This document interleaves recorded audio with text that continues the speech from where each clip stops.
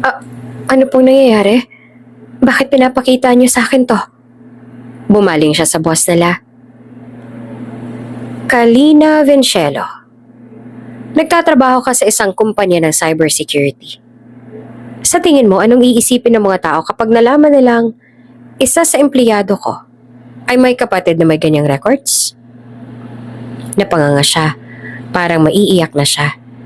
Nasaktan siya dahil pakiramdam niya ay huhusgahan siya nito dahil ang kapatid niya si Ken Vincelo. Pero sir, I am very sorry but I have to fire you. Ayoko na dahil sa'yo mawala na ng tiwala sa akin ng ibang mga investors ko. Baka yun pang maging dahilan kaya mamaliitin ang kumpanya namin ng iba. Kapatid niya lang po ako, hindi po ako ganun. Giit niya. Kung bago ka pa lang sa channel na ito, Ate Jane TV, huwag kalimutang pindutin ang notification bell and subscribe button. Sana po hindi naman malaking abala sa inyo ang pagpindot ng subscribe button dahil ang kapalit po nito ay ang pagsuporta para makapag-produce ng mga libreng stories sa mga channels ni Ate Jane. Maraming salamat!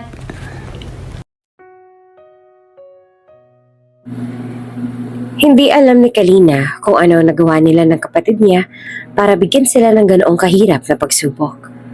High school pa lamang sila ng kapatid niya nang mawala sa isang car accident ang mga magulang. Hindi sila kailanman natutong mag-survive mag-isa dahil isang full-time mom ang kanilang ina na tutok sa kanila. At isa pa ay may trabaho sa opisina ang ama kaya talagang nakaasa sila sa mga magulang nila. Hindi nila kailanman naranasan ang maghirap. Not until nangyari iyon. Isang masayang date sana iyon ng magulang nila para sa anniversary ng mga ito. Pero nauwi iyon sa trahedya. Sino mag-aakala na biglang magbabago ang buhay nila sa isang kisap mata? Matapos ang libing ay doon na nagsimula ang lahat. Isang taga-bangko ang dumating sa bahay nila. Kaya lang, ang tita niyang bumisita roon ang umarap sa mga ito. Kahit kaunting panahon lang po muna, sir. Namatayan po kami. Hindi pa nakaka-recover ang mga bata sa nangyari sa magulang nila. Kahit isang linggo lang po. After that, pwede niyo na pong gawin ang gusto ninyo. Aning tita nila na naabutan niya sa sala. Matapos itong kausapin ng taga-bangko, ay ang kuya niya ang agad na humarang sa paglapit niya sa tita niya para sana tanungin ito tungkol doon sa mga taga-bangko na nagpunta.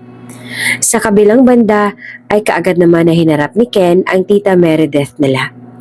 Muntik na nitong masabi sa kapatid niya ang tungkol sa napag-usapan ng mga ito at ng mga taga-bangko. Napakalaki ng utang ng ama mo sa bangko. Malaki naging tubo niyon at namatay mo lang si Fernan na hindi mo lang nabayaran yan. Ngayon tuloy ay kailangan nilang kunin ng lote at bahay na to. Ayos lang sana kung may iniwang lote ang magulang ninyo para kahit papaano may matirahan kayo pero wala. Napahilot pa sa sentido ang kanilang tita Meredith. Nagtagis ang bagang ni Ken. Ngayon ay mas naging klaro na sa kanya ang totoong nangyayari. Wala na silang mapupuntahan ng kapatid niya kapag dumating ang panahong yon. May maliit ako na bahay sa syudad. Doon na muna kayo pansamantala. Ani ng tita nila. May sakit ang tiyuhin nila na asawa ni Tita Meredith. Alam ni Ken na ibibenta na ang bahay na iyon para sana sa gamutan ng tiyuhin nila. Pero ngayon ay maaantala iyon dahil heto sila. Walang mapuntahan. Kapag nakahanap ako ng mauupahan, tita, aalis din kami kaagad. Pangako. Hay nako, huwag mo na munang isipin yun. Kung pwede nga lang kayo sa bahay eh. Medyo masungit si Bert. Ayoko naman na sumama ang loob niya sa kanya. Ani ng tita nila na napabuntong hininga pa. Nang makaalis ang tita Meredith nila, ay kaagad naman na pumasok si Kalina. Bakas ang iritasyon sa mga mata nito. Kuya, ano yon? Anong pinag-uusapan niyo ni tita? Usisa ng dalaga. Ayaw niya na nga sana itong sagutin pero alam ni Ken kung gaano kakulit itong kapatid niya. Kaya nga hirap siyang mag-isip kung paano siya magpapalusot ngayon. Huwag mo nang alalahanin, Kalina. Aniya, akmang lalampasan niya ito nang iritado ito nagsalita. Sabihin mo sa akin, ano yun? Ikaw lang may karapatang makaalam. Hindi pupunta mga taga-bangko rito kung hindi importante ang sadya nila. Bulalas niya. Napabuntong hininga siya. Pinagdarasal niya sana wag na muna nitong alamin iyon sa ngayon. Anak din naman ako May karapatan din ako malaman ang lahat. Napapikit siya sa susunod nitong sinabi. Kaya sa huli ay iritadong binalingan niya si Kalina. Ibibanta ko ang bahay at lupa. Namilog ang mga kapatid niya. Nagsinungaling siya. Wala siyang choice. Paano kung mawala ng gana si Kalina na mag-aral kapag nalaman nitong wala na silang mapupuntahan? Ano? Nito nagulat pa rin. Oo, ibibenta kong property para makapag-aral tayo ng maayos. Aalis tayo rito. Pagkatapos ay lilipat tayo kina tita sa Manila. Naririnig mo ba sinasabi mo, kuya? Kay mama at papa ito. Ito na lang ang tangi na iwan nila sa atin tapos ano? Gusto mo magutom tayo? Gusto mo tumigil sa pag-aaral? Kapag nakapag-aral, nakagraduate, at nakahanap tayo ng magandang trabaho, kukunin din naman natin ang bahay at lupa.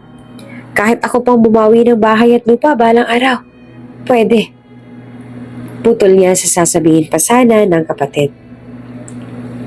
Kuya naman Umiyak na lamang si Kalina.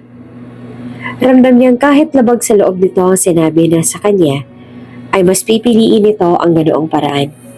Mas mabuting isipin nitong ganon niya ang kahahantungan ng bahay at lupa, kaysa naman malaman nitong kukuhanin ng lupa dahil sa utang ng mga magulang nila. Sa kabilang banda, malungkot na sumama si Kalina sa kapatid niya para lumipat sa syudad. Kaya lang, 4 na buwan ang lumilipas ay napansin ni Kalina na hindi na masyado umuuwi ang kapatid sa bahay. Kalina, nasa na ba si Ken? May balak pa ba siyang pumasok? Nasa akin ang test paper niya noong 3rd grading. Kapag hindi siya nag-take, baka bumagsak siya. Ilang araw na siya hindi pumapasok. Ani teacher ng kuya niya isang araw na makasalubong niya ito. Doon niya nalaman na hindi na pala pumapasok ang kapatid niya. Tapos, hindi niya na ito parati nakikita sa bahay. Hanggang sa isang gabi, mga bandang 11 na nang dumating ang kapatid. Kaya lang, may pasa ito sa gilid ng labi. Ano bang pinagkakaabalahan mo ngayon, kuya? Iritadong bungad niya rito. Akmang lalampasan lang siya nito na animoy walang narinig nang iritado siyang nagsalita. Ikaw ang nangakong babawi sa bahay at lupa na binenta mo. Paano na yan kapag hindi mo nabawi yun dahil wala kang magandang trabaho? Paano ka makakapagtrabaho kung naglalakwatsa ka lang at nakikipagbasag ulo? Ganitong buhay ba ang gusto mo?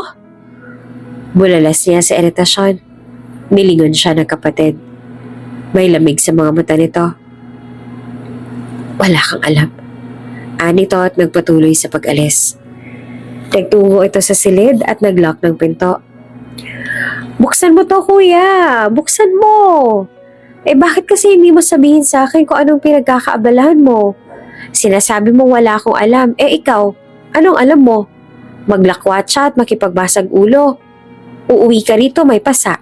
Hindi ka pa pumasok sa paaralan mo. Ano ba nangyayari sa'yo? Pagbubunga nga niya sa kapatid at napadaos-dos na lang at saka naiyak. Hindi niya alam kung ano nangyayari sa kanila ng kapatid niya. Tahimik na sinara ni Kalina ang libro na hiniram niya sa library nang matapos siya sa pagbabasa. Kahit binabagabag siya ng mga nangyayari sa kapatid niya, ay sinisikap niya pa rin na makapag-aral. Kahit siya na lang makatapos, kailangan niyang magkaroon ng magandang trabaho para sa kanilang dalawa ng kanyang kapatid. Kaya nga mas pinagbubuti niya pa ang pag-aaral. Matapos siya sa library ay balak niya magtungo sa classroom nila nang bigla na lamang niya nasalubong si Nieva at ang 4 na kaibigan nito. Uy! Nandito pala yung pulubi. Di ba pulubi kayo? Bakit pinipilit mo pa rin mag-aral kahit na walang-wala na kayo? Ibili mo na lang ng pagkain yung pang-tuition mo. Huwag mo nang ipilit. Ani Nieva sabay ngisi. Nagtagis ang bagang niya ngunit pinili na lang na huwag pansinin ang mga sinasabi nito. Matagal na siyang pinapakaalaman ni Nieva simula nang dumating siya sa school na iyon.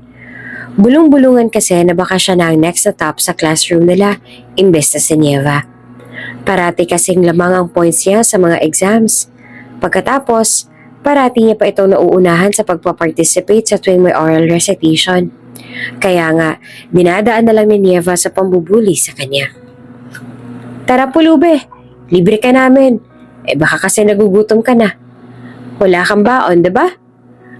Kaya nga library ang parati mong tambayan eh. Nakakahiya naman kasing tumambay sa classroom, baka bigla na lang magtanong kung bakit hindi ka pumupunta ng kantin. Ani ng isa sa kaibigan ni Nieva. Pero hindi niya na ito pinansin at nagpatuloy sa paglalakad palayo sa mga iyon. Alam nyo, yung kuya niyan, huminto.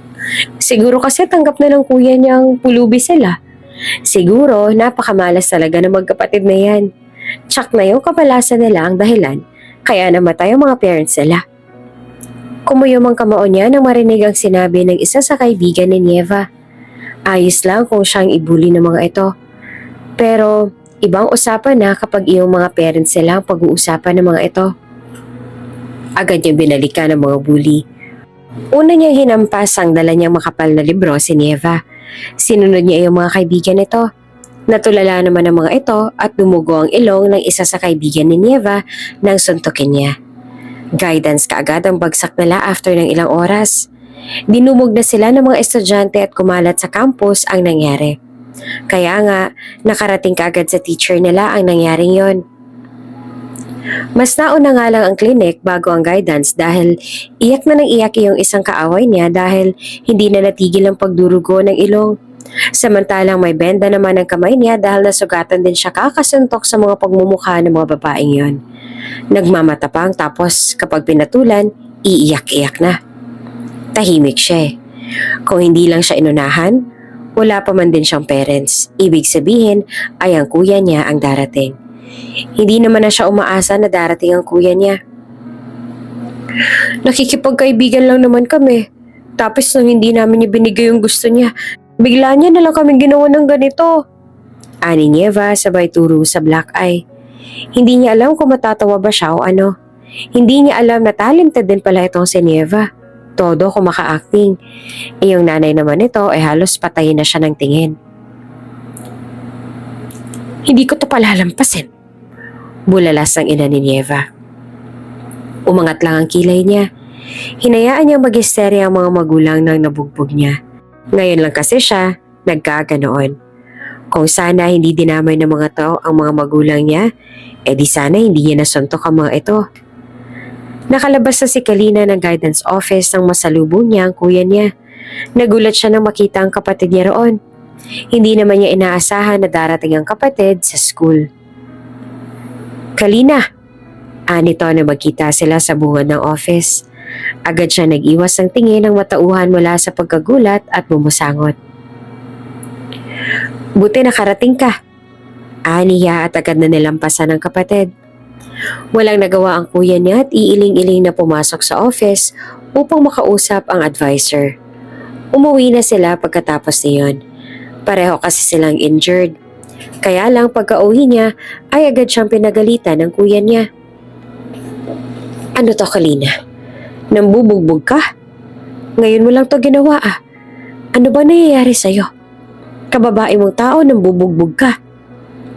Bulalas ito pagkapasok pa nila sa pinto ng bahay. Pero tinapon niya lang ang backpack niya sa sofa nila at nagtungo sa kanyang silid. Kinuha niya ang libro at akmang mag-aaral. Ano ba? Pakinggan mo nga ako. Nito tapos ay binawi ang libro na hawak niya.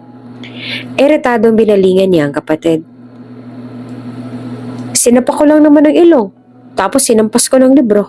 Ang OA lang ng reaksyon ng mga ina nila. Tapos sila naman ang nauna. Mga bully sila, no? Ani ang nakabusangot pa. Di isumbong mo. Hindi mo naman kailangan mong bugbog para. Ano bang alam mo, kuya? Wala ka rin naman parati dito sa bahay. Buti nga ako nag-aaral ako ng mabuti.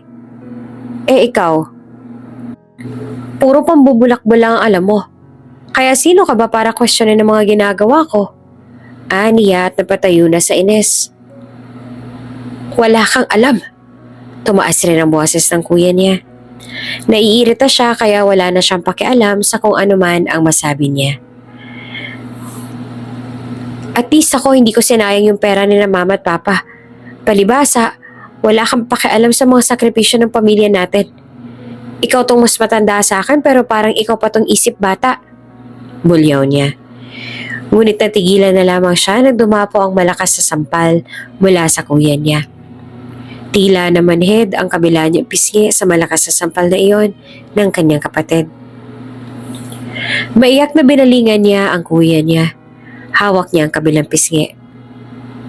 Wala kang alam, kaya huwag kang magsalita ng ganyan. Galit na bulalas ang kuya niya. Tumakbo siya at lumabas. Nagtungo siya sa banyo at umiiyak na nagkulong doon. Ngayon lang siya pinagbuhatan ng kamay ng kapatid niya. Nagtatampo pa rin ang kapatid ni Ken kaya pinagluto niya ito ng masarap na ulam bago siya umalis. Binalingan niya muli ang bahay nila.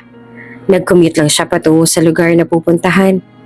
Habang nasa biyahe ay ang kapatid niya ang parating nasa isip. Gusto niya itong kausapin ulit pero nawalan siya ng lakas ng loob para gawin iyon. Nang dumating siya sa isang maliit na gusali ay pumasok siya at umakyat sa top floor. Nandoon ang boss nila. Isang underground business ang pinasukan niya. Sa paraang iyon na masusuportahan niya ang kapatid para sa pag-aaral nito. Ang tagal mo naman, andyan na si boss. Ani isa sa katiwala ni Boss Harry Clavio. Hindi niya na pinansin ang lalaki at nagtungo na sa opisina ng boss nila. Nasa desk na nga ang boss nila at may kausap na rin na isa pang transporter katulad niya. Itong i-deliver mo ngayon. Ani ng boss nila na naglapag ng isang case na halatang naglalaman ng malaking halaga ng droga. Ito ang trabaho niya. Matapos niya mag-loan kay Harry Clavio, ay ang serbisyo niyang hiningi nitong kabayaran sa inutang niya rito. Ngunit para sa kapatid niya at sa araw-araw na pangangailangan, kailangan niyang isuko ang edukasyon niya para makapagtrabaho. Nagsinungaling siya kay Kalina na ibinenta niya ang bahay at lupa ng mga magulang nila. Walang-wala sila, pero kailangan niyang pag-aralin ng kapatid. Tebali nang siya ang hindi makapag-aral, masiguro lang ang kinabukasan ng kapatid. Kaya nga hindi siya napigilan na pagbuhatan nito ng kamay dahil sa sinabi nito kanina. Nasaktan siya, sa totoo lang. Pero ngayon, nagsisisi siyang nasaktan niya ang kapatid. Mahal na mahal niya ito. Ingatan mo yan. Kapag yan pumalpak, dadagdagan kong utang mo sa akin. Ani ng boss niya bago siya umalis. Kaagad niya namang sinakyan ng motor na pinapagamit sa kanya ng boss niya. Nag-helmet siya bago pinatakbo iyon. Bandang hapon sa isang liblib na lugar nang mapansin niyang may nakasunod sa kanyang sasakyan. Mga ganitong iniiwasan niya at pinagdarasal niyang sana ay hindi niya maranasan. Ngunit sa pagkakataong to ay mukhang hindi niya na maiiwasan. Hinarangan ng mga ito ang mga motor niya kaya napilitan itong bumaba. May bitbit na baseball bat ang mga bumaba. Mabilis naman ang mga ito at sinimulan na siyang hampasin ng mga hawak nitong baseball bat. Agad siyang umiwas at sinikap na hindi makababa ng motor. Nakipagpalitan siya ng suntok sa mga ito. Kapag kasi bumaba siya, ay yayariin na naman ng mga lalaking yon ang motor niyang dala. Mas lalo lang wala na siyang pag-asang makatakas. Nasuntok siya ng isa sa pisngi. Ramdam niyang dumugo ang gilid ng labi niya. Pero nang nakahanap siya ng pagkakataon ay nagawa niya na nga makalusot sa mga ito. Mabilis niyang pinasibad ang motor niya. Mga gago kayo, sundan niyo, sundan niyo! Narinig niya pang sigaw ng ibang mga kasama nito. Kailangan niyang pangalagaan ang item na nasa kanya. Iyon ang dapat niyang gawin ng mga transporter na katulad niya. Nakasalalay sa item na yon ang utang niya. Sinundan nga siya ng mga lalaki pero mabilis niyang nailigaw ang mga ito. Kaya malaya na siya nakaalis sa unahan. Masakit ang katawan niya dahil tinamaan din siya ng baseball bat kanina. Nag-iisa lang siya at hindi makalaban dahil may pinoprotektahan siya. Sa isang kilalang negosyante niya dinala iyon. Nagtatabako ito habang tinitingnan ang laman ng case na dala niya. Okay na raw, ani ng tauhan nito. Tapos ay kinuha na nito ang item. Saka naman ito pinalitan ng pera na inilagay rin sa case. Tumango siya sa mga tauhan at umalis. Tuwang-tuwa naman si Boss Harry Clavio nang maging successful ulit ang delivery. Maayos sa mga transaksyon ko dahil sa'yo. Ilang beses na kitang inalok ng trabaho sa akin, Ken. Huwag mo nang tanggihan, ani Boss Harry. Pero nananatiling malamig ang ekspresyon sa mukha ni Ken. Kapag nabayaran ko na po ang utang ko sa inyo, aalis rin po ako at hindi niyo na ako pakakialaman pa. Iyon pong pinangako niyo sa akin, boss. Aniya sa lalaki. Noong pinautang siya ni Harry ay hindi siya panatag sa ibinigay nitong trabaho. Lalo na at buhay niyang nakasalalay sa trabahong ito. Kapag may nangyari sa kanya, paano ng kapatid niya? Hindi naman pwedeng iwanan niya ang kapatid niya lalo na sa ganitong sitwasyon. Tumangu-tango si Harry at gumisi. If ever lang naman na magbago ang desisyon mo, handa naman akong tanggapin ka, kahit kailan mo gusto. Seryoso ang tingin na pinukol niya sa boss niya. Hindi na po magbabago ang desisyon ko. Aniya, nagkibit balikat ito. Huwag mong pangunahan. Sa gabing iyon ay saka lang siya makakauwi sa kanila. Tulog na ang kapatid niya na makarating siya sa kanila. Kaagad siya nagtungo sa silid ng kapatid at nakitang tulog na ito. Umupo siya sa gilid ng kama nito. Para sa lahat ng ginagawa kong to, Kalina, gusto kong siguraduhin na maganda magiging kinabukasan mo kapag nawala na ako. Tama nang ako lang dumaranas ng hirap na to. Ayos na naman yun sa akin. Kaya ko naman. Ang hindi ko kaya ay makita kang nahihirapan. Aniya habang pinagmamasa ng natutulog na kapatid. Ilang sanglit siyang nanatili sa silid ng kapatid ngunit kalaunan ay lumipat din siya sa kabilang silid. Agad niyang ginamot ang mga sugat. Kinabukasan ay nagulat siya nang marinig ang boses ng kapatid sa labas ng silid. Alam ko nandyan ka, kuya. Nagluto ako sa baba. Kumain ka na. Huwag ka magpapagutom. Anito sa labas ng silid niya. Kailangan mo ubusin yon, ha? Dapat wala na ako makitang tara pag uwi ko galing school. Hindi marunong mag-sorry itong kapatid niya. Pero pinapakita nito ang pagsusorry nito sa simpleng mga pagluluto nito at pag-aasikaso nito sa kanya. At sa pagkakataong yon, nararamdaman niyang nakikipagbati na sa kanya si Kalina. Napangiti siya. Hindi niya magawang lumabas dahil baka makita nito ang mga pasa niya sa mukha at magtaka na naman ito. Nang masiguro niyang nakalabas na ang kapatid at nakapasok na nga sa school ay agad siyang bumaba. Nagluto ito ng longganisa, may itlog at sinangag na kanin. May termo sa tasa rin na may coffee powder na rin. Muli napangiti siya. Pagkatapos niyang kumain ay lumabas na siya. Hindi siya mananatili sa bahay. Paperme muna siya sa kaibigan niya para maitago sa kapatid ang mga pasa niya. Kuya, kailan ka uuwi? Kuya, 2 linggo ka na hindi umuwi.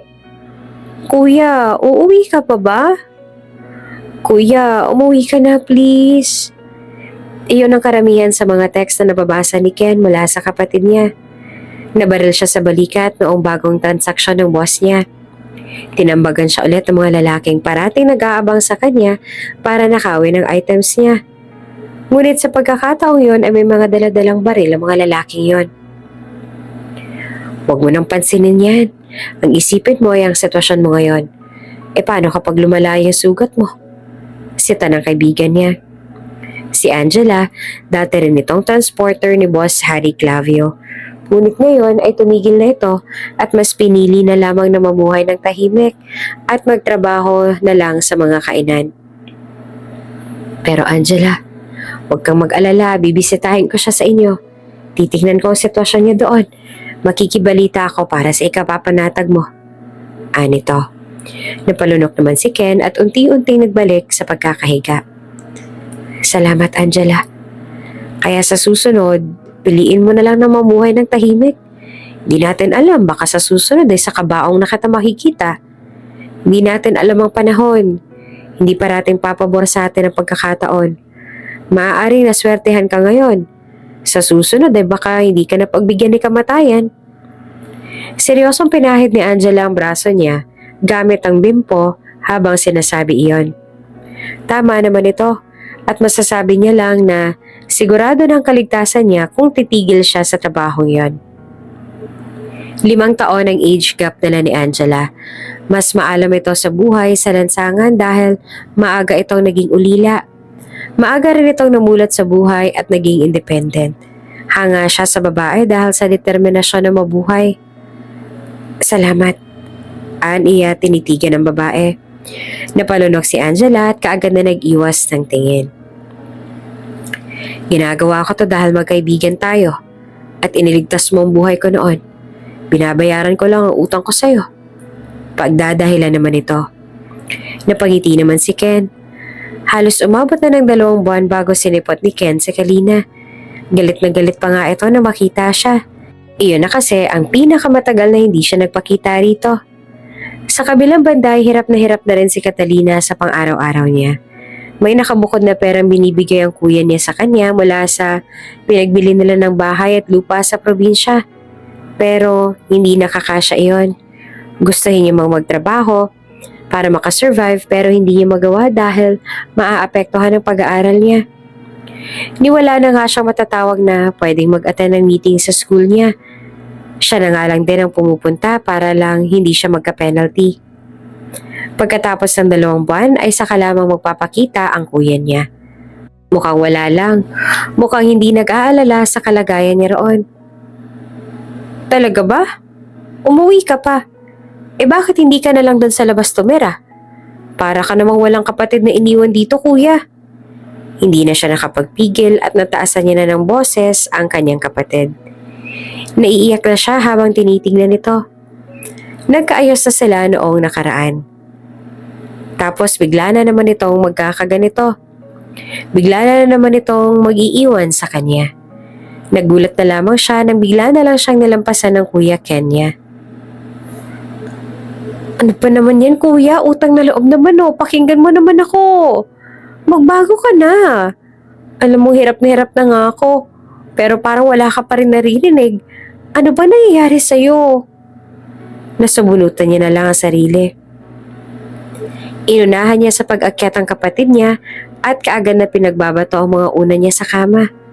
Maging ang mga gamit niya sa may salamin ay pinagbabato niya na rin.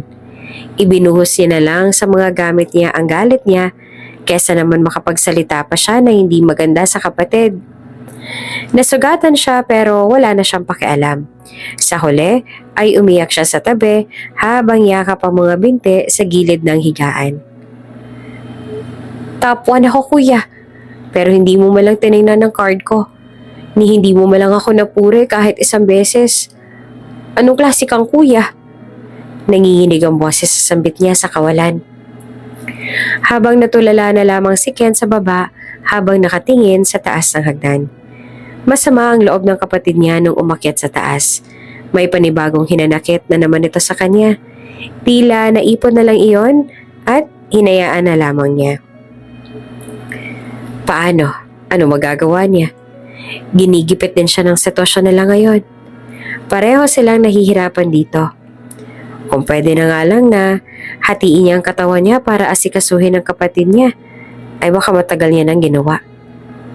Pumasok siya sa silid ni Kalina kinagabihan. Tulog na si Kalina at nakahiga pa sa sahig. Nagkalat ang mga gamit ng kapatid. Inayos niya ang lahat ng yon. Ang nakatalugan na nito ang pag-iyak. Matapos niyang maayos ang mga gamit ay naiiyak niyang ginamot ang kamay ng kapatid. Nasugatan iyon. Hirap na hirap ang dibdib niya na gamutin ang kamay nito. Ayaw na ayaw niya nakikita itong nagkakasugat o nasasaktan. Mag-iingat ka. Huwag mo hayaang magkaganito ang kamay mo. Huwag mong pabayaan ang sarili mo.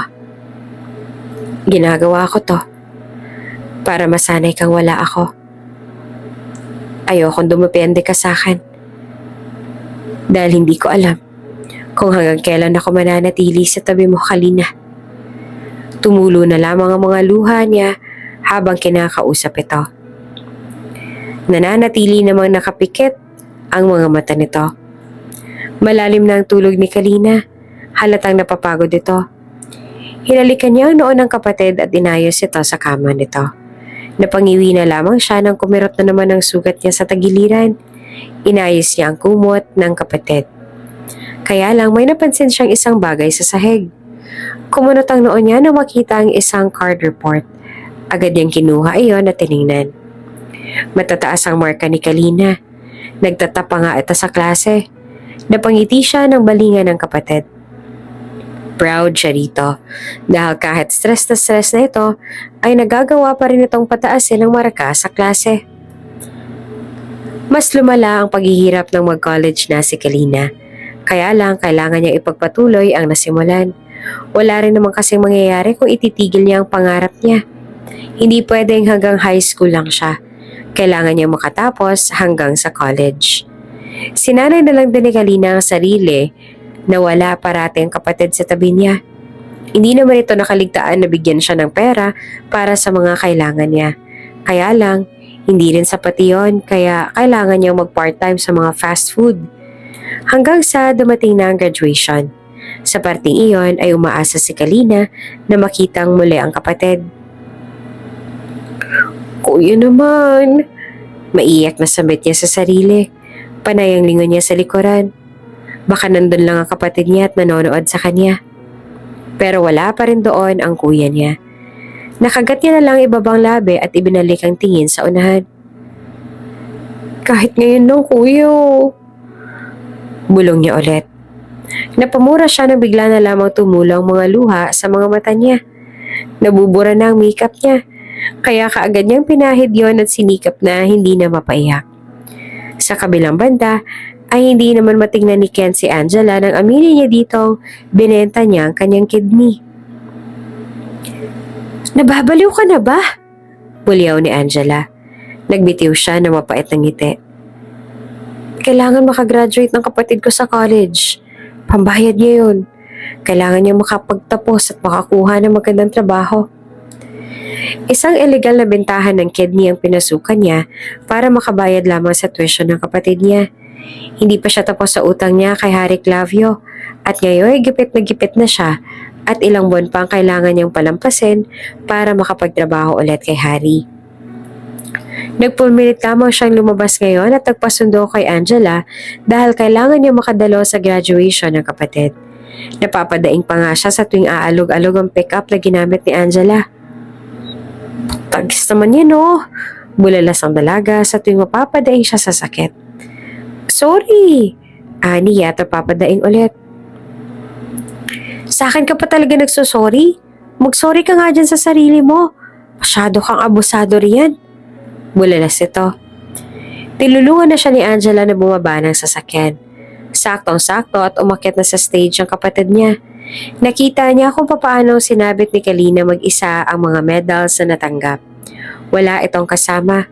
Wala siya roon para isabit ang medalya nito. Wala siya roon para tanggapin ang parangal para sa kapatid. Wala siya roon para sabihin sa kapatid na magaling ito. Wala siya doon para alalayan ito. Mag-isa at naiiyak lamang na umakyat ang kapatid niya. Kalina, nanginginig ang boses sa sambit niya. Agad niyang pinalis ang luha sa mga mata. Lumalabo ang paningin niya. Ayaw niya ng ganon. Kailangan niyang makita ng mabuti ang kapatid niya. Hello po sa lahat. Hanggang sa nagsimula na magsalita ang kapatid niya. Matalino at top ito. Nakaka-proud lang tingnan. Kahit sa college ay na-maintain nito ang kanyang mga grado. At hello rin po sa kuya ko kung nasan man siya ngayon. Ani Kalina at saka mahihibigan ng inig sa boses. Gusto niya mang itaas ang kamay niya, hindi niya magawa. Hindi niya kayang sabihin sa kapatid kapag nagtanong ito kung na paano siya. Hindi niya maipapaliwanag kung bakit wala na siyang isang kidney. Hindi niya kayang sabihin dito na ibinenta niya iyon para makapagtapos nito. Hindi niya kaya. Hindi po kami nagkikita ng kuya ko hanggang ngayon. Pero umaasa po ako kahit ngayon lang, kahit sa graduation man lang sumipot siya. Pero hindi siya nagpakita. Ngunit sa kabila ng lahat, inaalay ko pa rin sa kanya. Sa mga magulang namin. Itong karangalang natanggap ko ngayon. Nanlabo ng mga mata niya dahil may namuo na namang panibagong luha. Pero kaagad niyang pinalis iyon upang maayos na mapanood ang kapatid. Naiinis siya sa luhang iyon. Kung nasan man ang kuya ko ngayon, gusto kong sabihin sa kanyang hihintayin ko siya sa fast food. Kakain kami doon. Pero sana sumipot siya. Ani Kalina at pinahid ang luha. Gusto niyang punasan ang luha sa mga mata ng kapatid. Pero may pumipigil sa kanya. Pinipigilan siya ng sitwasyon niya. Matapos ang programa ay sinundan niya kaagad si Kalina na makalabas ito. Nakita niya ang kapatid niya nakaupo sa may tabi.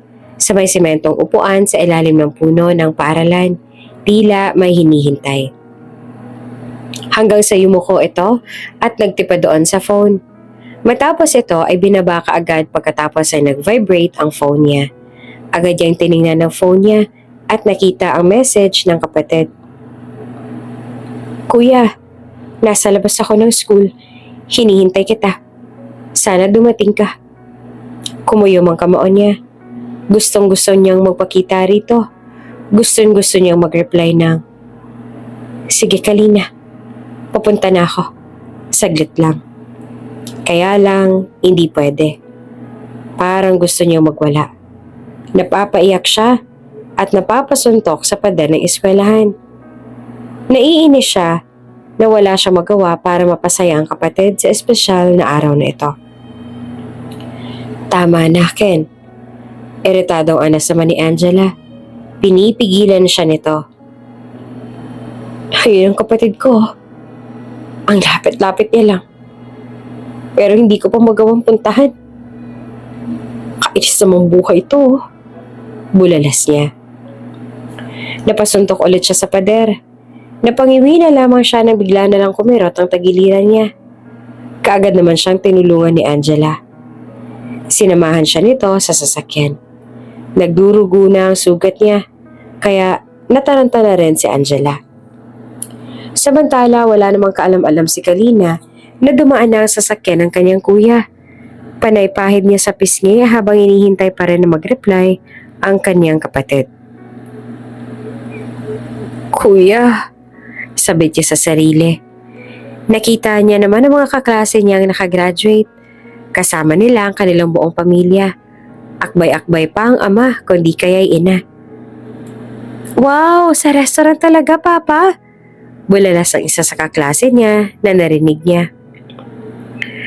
Doon tayo kakain ngayon? Oo naman. Siyempre, magaling tong anak namin eh. Di bali nang hindi ka top, ang importante, nakagraduate ka. Ayos na kami ng mama mo roon. Ani ng ama ng kaklase niya. Siyempre, proud kami ng papa mo sa iyo eh. Ani naman ang ina nito.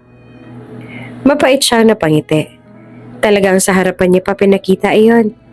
Talagang binarinig pa sa kanya gayong hirap na nga ang kalooban niya sa pagkakataong iyon. Di bali na siguro hindi mataas ang marka basta nandyan ang sumusuporta sa'yo.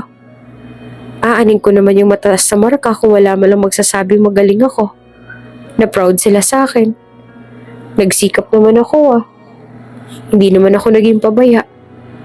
Parang hindi ko naman deserve ang ganito. Nanginginig ang boses niya ng isa tinig iyon. Tumingala siya sa langit at napakibit ng bigla na lamang umulan. Hindi siya umalis sa ilalim ng puno, pumikit at hinayaan na lang na mabasa siya ng ulan. Darating si kuya. Naniniwala akong darating siya. Pagkumbinsi niya sa sarili. Basa si Kalina na nakauwi. Tulala at pinagmamasdan ng tahimik na sala ng bahay. Umakyat siya sa taas at tiningnan ng silid ng kuya niya. Wala rin doon ang kanyang kapatid. Nakagat niya na lang ibaba ang labi at tumulo na naman ang luha. Ilang saglit lamang ay biglang nag-ring ang phone niya. Kaagad niyang tiningnan iyon pero hindi pala ang kuya niya tumatawag. Ang tita niya ang nasa screen. Kalina, Iha, congratulations! Graduate ka na! Ani ng tiyahin sa masiglang boses. Isabay na lang natin sa celebration ng anak ko ang sayo, ha? Halika sa bahay, naghanda ako. Opo. Salamat na lang po pero pagod po ako, tita. Pasensya na ha, matutulog na po ako. Niya sa tiyahin. Ganun ba? O sige, padadala na lang kita. Ang kuya mo nagpunta ba? Napalunok siya bago nagsalita. Hindi po eh. Kung maaari, ayaw niya na sanang marinig muna ang tungkol sa kuya niya. Nasasaktan lamang siya. Ganon? Alam niya namang graduation mo tapos hindi ka man lang niya pinuntahan? Iritado na rin ang tita niya nang malaman yon. Kaya lang, ayaw niya nang pag-usapan pa yon. Lalaki pa ang gulo. Sige na ta, maliligo na ako. Lagkit na ako eh. Tapos, antok na rin. Bukas na lang po tayo mag-usap. Niya sa tiyahin. Hala, sige. Padadalan kita ng ulam dyan, ha? O hindi ka naman makakapunta rito.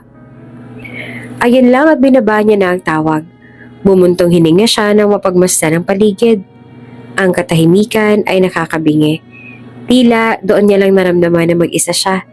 Walang kahit anong at sino nandoon para sa kanya. Pagkatapos noon ay ilang araw, linggo, buwan ang nagdaan, hindi pa rin nagpapakita ang kapatid niya.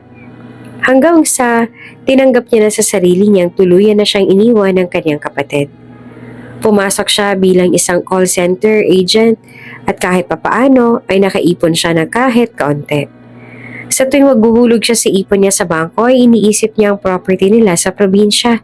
Iniisip niyang iyon na lang ang panghuhugutan niya ng lakas para makasurvive. Kailangan niyang isipin na ang property na iyon ang dahilan kaya siya nagsisikap. Hindi pa rin ba umuwi ang kuya mo? Diyos ko, baka kung ano na nangyari doon. Hindi mo lang ba tumatawag? Iyon ang paulit at tinatawag ng kanyang tita Meredith. Sanay siyang iniiwan ng kapatid niya kaya pakiramdam niya, hindi na bago sa kanyang matagal itong wala sa bahay.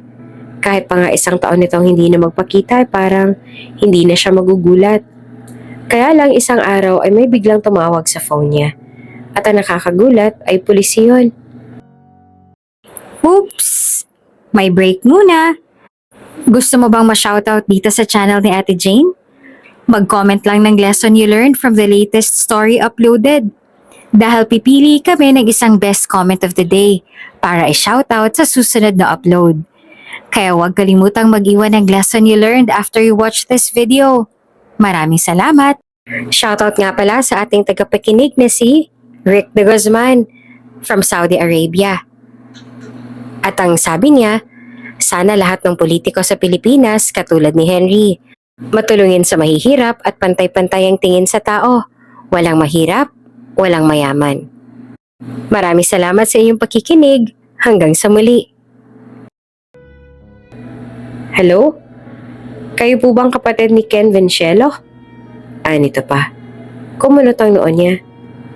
Opo, bakit po? Nandito siya sa presinto. Naghahanap kami ng mga kaanak niya. Yung numero niyo po ang una naming tinawagan. Kaano-ano niyo po siya? Hindi na siya nakapagsalita kalaunan. Sa tinagal-tagal ng pagkawala ng kanyang kapatid, ay talagang sa presinto pa siya nito makikita. Kumuyom ang kamao niya. Galit ang nararamdaman niya sa pagkakataong yon, imbes na awa. Sa kabilang banda, ay iritado namang tinitigan ni Ken si Harry. Nakangisi si Harry matapos niyang tanggihan ito sa huling pagkakataon. Napag-usapan na natin to. Ilang beses na po kitang tinanggihan. Kahit po lakihan niyo po ang sahod ko, hindi ako papayag. Gustong-gusto ko na makasama ang kapatid ko. Gusto ko na rin ng tahimik na buhay.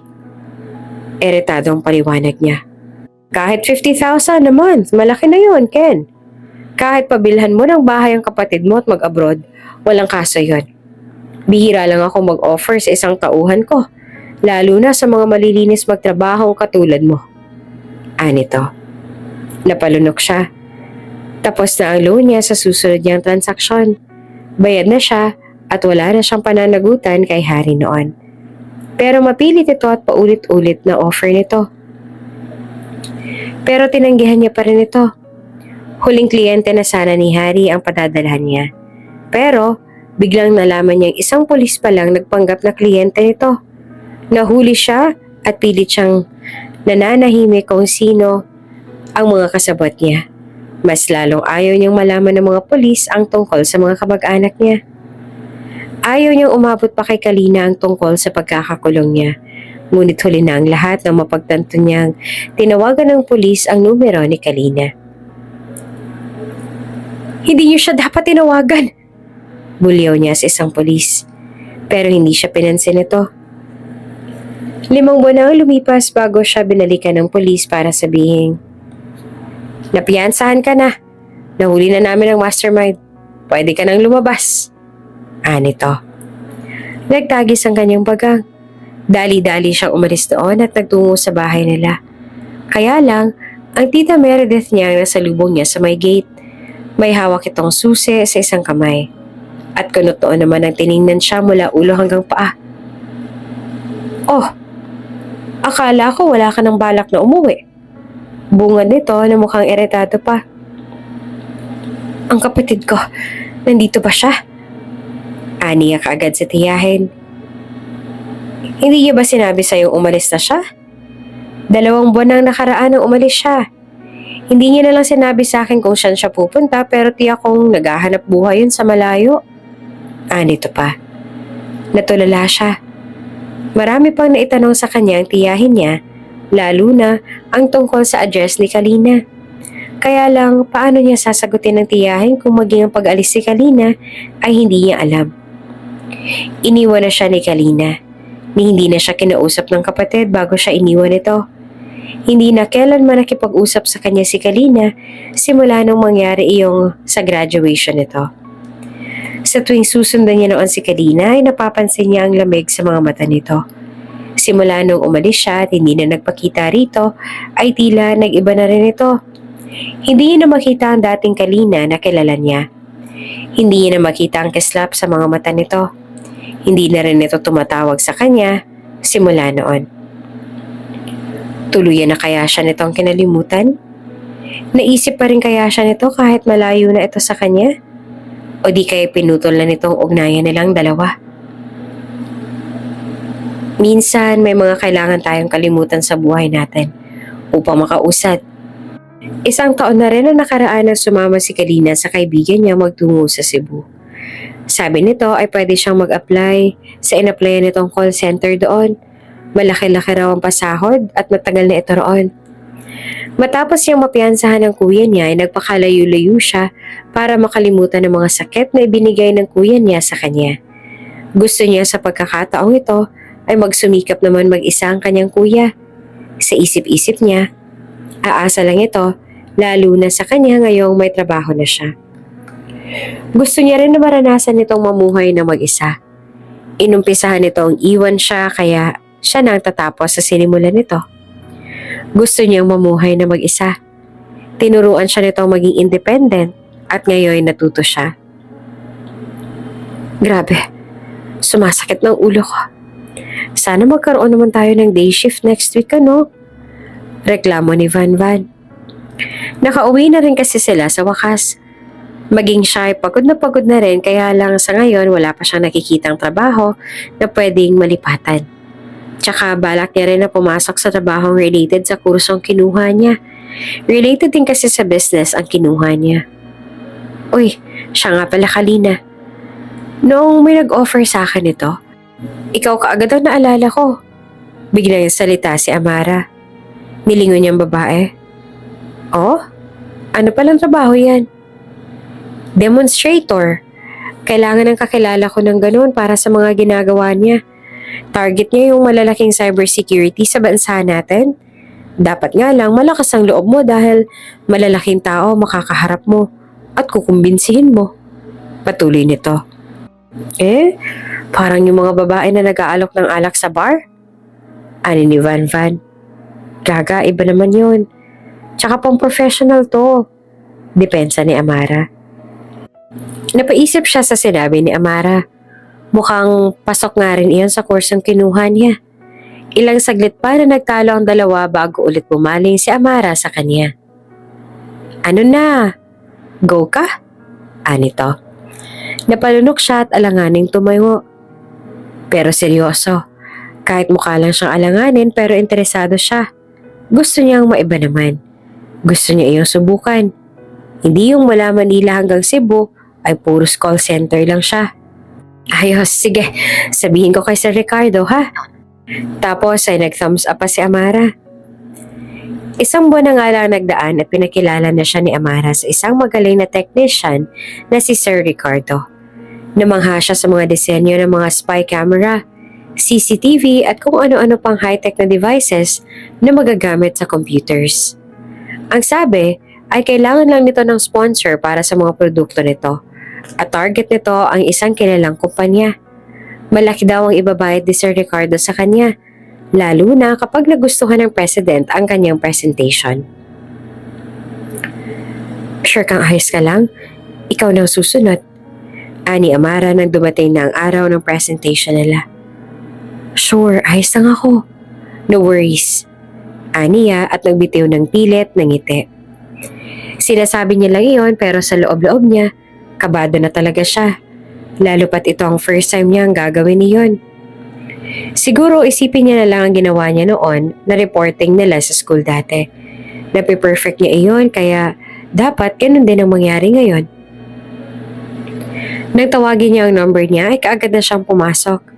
Kabado man ay sinikap niyang ayusin ang tono ng mga explanations niya tungkol sa devices. Siyempre, kailangan alam niya lahat ng functions ng device bago siya sumalang doon. Ni-highlight niya na ang mas kailangan at mas interesanteng part sa product dahil iyon naman ang kailangan marinig ng mga boss.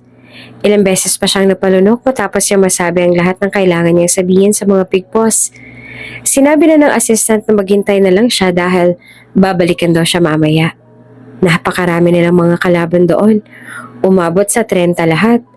Kaya abot langit ang pagdarasal niyang sana makuha ang products nila. Hanggang sa magulat na lang siya nang malaman niya na siya lang mag-isang napili ng mga big boss. Out of 30 ay isa lang nakalusot. At siya yon. Maliban sa mababayaran ka na ni Sir Ricardo, ay makakapasok ka na rin sa mas malaking kumpanya. Magiging parte ka na nila. Excited na sabi ni Amara nang malaman na nakapasok siya. Kaya nga ng gabi ding yon ay nagkaroon ng victory party ang team. Hindi nagkamali itong si Amara na kuning kakalina. Ani ni Sir Ricardo na tuwang-tuwa sa success ng unang project nila. Salamat po sir at pinagkatiwala niyo po sa akin ng pinakamalaki niyo pong project para i-demonstrate ko po sa mga big boss. Humble na sambit niya sa genius na si Sir Ricardo. Nagpapasalamat din ako sa iyo dahil madali mong na-get sa mga itinuro ko. Kaagad mong na perfect at maayos mong na lahat ito sa kanila. Anito. Malaki ngang ibinayad ni Sir Ricardo sa kanya.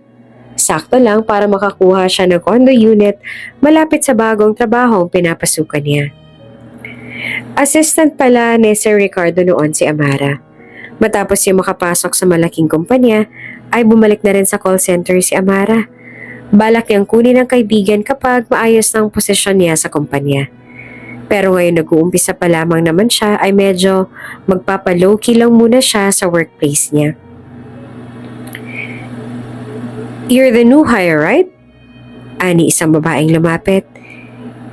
Hindi naman pakikipag-shake hands ang sadya nito kundi tingnan siya mula ulo hanggang paa. I hope na alam mo mga rules dito simula ngayon. Lalo na't napunta ka sa department namin. Anito sabay bigay sa kanya ng papel. Kumunot ang noon niya nang mabasa ang mga nakasaad sa papel. Nagkasalubong ang kilay niya nang mabasa ang number 1 doon. Number 1. You have to buy coffee for your office mates. Sa badang yun pa lang ay agad niya nang tinapon ng papel. Baguhan siya, pero sawa na siya sa pambubuli mula pa noong high school siya. What the hell are you doing? Bulalas ito. Ngumisi siya sa babae. Ibig sabihin lang nun ay pinili niya ang fight between fight and peace. Hindi siya magpapa-under sa mga may mahahabang sungay na mga kasamahan dito.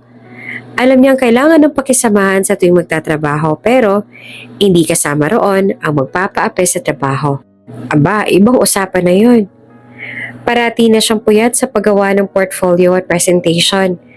Nagpapasalamat siya at kay Sir Ricardo dahil kahit nung nasa mismong field na siya, ay nagpapadala pa rin ito ng blueprint para sa susunod nitong devices na ipapasa sa company.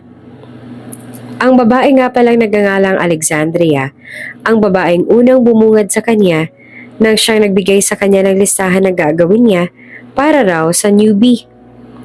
Ang Alexandria na rin iyon ang bully sa office. Kaya nga kinabukasan ay panay lang ang pagtaas ng kilay nito habang nagde-demo siya. Animoy, pinagtatawanan ng bawat mga sinasabi niya. Halatang balak lang nitong i-distract siya. Pero fortunately, sanay na siya sa ganoon dahil sa call center siya at marami siyang nahahandle na client na disturbing ang pag-uugali. Ang simpleng pangisi-ngisi lang ni Alexandria ay easy na lamang sa kanya. Patango-tango ang CEO nang marinig ang mga sinabi niya. This kind of presentation is what I want. Sana ganitong standard ang ma-adapt ninyong lahat dito. Proud na sabi ng CEO sa ginawa pang example ni Kalina. Nagulat na lamang si Kalina na siya pa ang ginawang example ng CEO. Habang pinupuri si Kalina ay todo naman ang pagkabusangot ni Alexandria habang hawak naman ang sariling papel.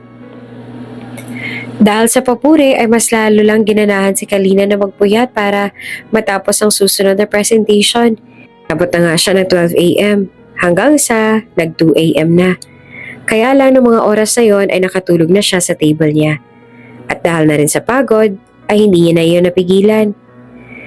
Nagkaroon si Alexandria ng pagkakataon para lapitan ng desk ni Kalina at pakialaman ang mga ginawa nito. Ngayon mo sabihin magaling ka kapag na-delete ko na to. Ani Alexandria na nakangisi pa. Nang ma-delete na nga ni Alexandria ang lahat ng files si Kalina, ay kaagad na siyang umalis doon at umuwing masaya. Wala namang kamalay-malay si Kalina na nawala na pala ang lahat ng pinaghirapan niya. Kinabukasan ay halos mamatay si Kalina nang malaman na nawala ang file sa pinagpuyatan niyang gawin kagabi. Maiyak-iyak siyang pinagmasdan ng computer. Talagang nawala na ang lahat. Walang naiwan. Mag-i-start na daw. Anunsyo ng acting leader nila. Kaya nga kaagad na nagsipagtayuan ng mga empleyado.